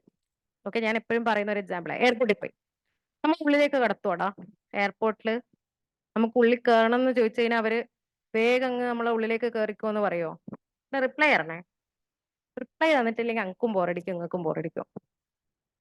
എയർപോർട്ടിൽ നമുക്ക് തോന്നിയ പോലെ ഉള്ളിൽ കയറാൻ കഴിയോ? എല്ലാവർക്കും കയറാൻ കഴിയോ? ഇല്ല. അവരെന്ത് ചെയ്യും? പുറത്ത് നിർത്തിയിട്ട് നമ്മളെ പാസ്പോർട്ട് നോക്കും, ടിക്കറ്റ് നോക്കും, അല്ലെ? അത് കഴിഞ്ഞിട്ട് നമ്മൾ ഉള്ളിലേക്ക് കയറി കഴിഞ്ഞാൽ ലഗേജ് കൊടുക്കുമ്പോൾ വീണ്ടും നമ്മൾ എന്ത് ചെയ്യും? പാസ്പോർട്ടും ടിക്കറ്റും വീണ്ടും കൊടുക്കും, നമ്മളെ ലഗേജ് അങ്ങോട്ടേക്ക് ഇടും, അല്ലെ? അതും കഴിഞ്ഞ് ഉള്ളിൽ നിന്ന് വീണ്ടും ഒരു സെക്യൂരിറ്റി ചെക്കപ്പ് ഉണ്ടാവും. അപ്പൊ എയർപോർട്ടിന്റെ ഓരോ പോയിന്റിലും ചെക്ക് ചെയ്യുന്ന ആ സിസ്റ്റംസ് ഒക്കെ എയർപോർട്ടിന്റെ ഇന്റേണൽ കൺട്രോൾസ് ആണ്. മനസ്സിലായ? അതേപോലെ ഓരോ കമ്പനിക്കും അവരുടേതായ സിസ്റ്റംസും കാര്യങ്ങളൊക്കെ കമ്പനിയിൽ പ്ലേസ്ഡ് ആയിരിക്കും. അങ്ങനത്തെ ഓപ്പറേറ്റിംഗ് സിസ്റ്റത്തിനെയാണ് പറയുന്നത് ഇന്റേണൽ കൺട്രോൾ സിസ്റ്റം എന്നുള്ളത്. അതായത് to simply put in a nutshell, check points ആണ്. ഇന്റേണൽ കൺട്രോൾസ് എന്താണ്? ഓരോ കമ്പനിയുടെയും ചെക്ക് പോയിന്റ്സ് ആണ്. ഇനി ശ്രദ്ധിച്ച് കേൾക്കുക, ഓഡിറ്റിംഗിൽ ഏറ്റവും ഇമ്പോർട്ടന്റ് ആയ കാര്യം ഇന്റേണൽ കൺട്രോൾസ് ആണെന്ന് പറയാൻ കാരണം ഇത്രയേ ഉള്ളൂ. നമ്മൾ ഒരു കമ്പനിയിൽ ഓഡിറ്റ് ചെയ്യാൻ പോയാൽ നമ്മൾ ഫസ്റ്റ് നോക്കുക അവിടുത്തെ ഇന്റേണൽ കൺട്രോൾസ് നല്ലതാണോ മോശമാണോ എന്നുള്ളതാ. അതിനനുസരിച്ചിട്ടാണ് നമ്മൾ ആ കമ്പനീനെ വിലയിരുത്തുക. Understood every one? Understood? So internal controls എന്താണ്? ചെക്ക് പോയിന്റ്സ് ആണ്. ഒരു കമ്പനിയുടെ ചെക്ക് പോയിന്റ്സ് ആണ് ഇന്റേണൽ കൺട്രോൾസ്. നമ്മളൊരു സാധാ ഒരു കമ്പനീനെ പറയുവാണെങ്കിൽ, നമ്മളിപ്പോ ഒരു കമ്പനി കയറി പഞ്ചിങ് മെഷീനിൽ എന്ത് ചെയ്യും? പഞ്ച് ചെയ്യും, അല്ലെ? നമ്മൾ സൈൻ ഇൻ ചെയ്യും, അത് ഇന്റേണൽ കൺട്രോൾ ആണ്. ഉള്ളിൽ കയറി നമ്മൾ ലാപ്ടോപ്പ് ഓപ്പൺ ചെയ്യുമ്പോൾ പാസ്വേഡ് പ്രൊട്ടക്റ്റഡ് യൂസർ നെയിം ഒക്കെ പ്രൊവൈഡ് ചെയ്യാൻ പറയുന്നത് ഇന്റേണൽ കൺട്രോൾസ് ആണ്. നമ്മളൊരു പെർച്ചേസ് ബിയോണ്ട് എ ലിമിറ്റ്, ഒരു 1000 ശേഷം നമ്മൾ കമ്പനിയിൽ നിന്ന് പെർച്ചേസ് ചെയ്യാൻ പറയുമ്പോൾ ഒരു വിൻഡോ പോപ്പ് ചെയ്യുകയാണ്, ഫിനാൻസ് മാനേജർ അവരുടെ കമ്പ്യൂട്ടറിന് അപ്രൂവ് ചെയ്യണം എന്ന് പറഞ്ഞിട്ട്, അത് ഇന്റേണൽ കൺട്രോളാ. അപ്പൊ ഓരോ രീതിയിലെയും കമ്പനിയിലെ ചെക്ക് പോയിന്റ്സ് ഒക്കെ എന്താണ്? ഇന്റേണൽ കൺട്രോൾസാ. അപ്പം ഓഡിറ്റിന്റെ ഒരു ലിമിറ്റേഷൻ കൂടിയാണ് അത്. കാരണം എപ്പോഴും നമ്മൾ ഇന്റേണൽ കൺട്രോൾസിനെയാണ് റിലൈ ചെയ്യുക. ഓക്കെ, അപ്പൊ ഇന്റേണൽ കൺട്രോൾസിന് ചിലപ്പം അതിൻ്റെതായ വേറെ നെഗറ്റീവ് ഇമ്പാക്ട്സും ഉണ്ടാവുന്നേ പറയുന്നുള്ളൂ. അപ്പൊ അതുകൊണ്ടും ഓഡിറ്റിന് എന്തുണ്ടാവാം? നെഗറ്റീവ് എഫക്റ്റ് ഉണ്ടാവാൻ ചാൻസ് ഉണ്ട്. ഓക്കെ അല്ലേ? ക്ലിയർ അല്ലേ? എല്ലാവർക്കും ഇതുവരെ ക്ലിയർ അല്ലേ? First lesson is done. Okay, so ഇതുപോലെ ഓരോ ലെസൺ ഇങ്ങനെ നീങ്ങും. അതിലൊരു 4th ചാപ്റ്റർ കുറച്ച് ലെങ്തി ആണ്, 5th കുറച്ച് ലെങ്തി ആണ്, ബാക്കിയൊക്കെ സ്മോൾ സ്മോൾ ചാപ്റ്റേഴ്സ് ആ. ഓക്കെ അല്ലേടാ? ഇതുവരെ എടുത്തതെല്ലാം ഓക്കെ ആണെങ്കിൽ ഒരു തംസ് അപ്പ്. വേഗം ആവട്ടെ.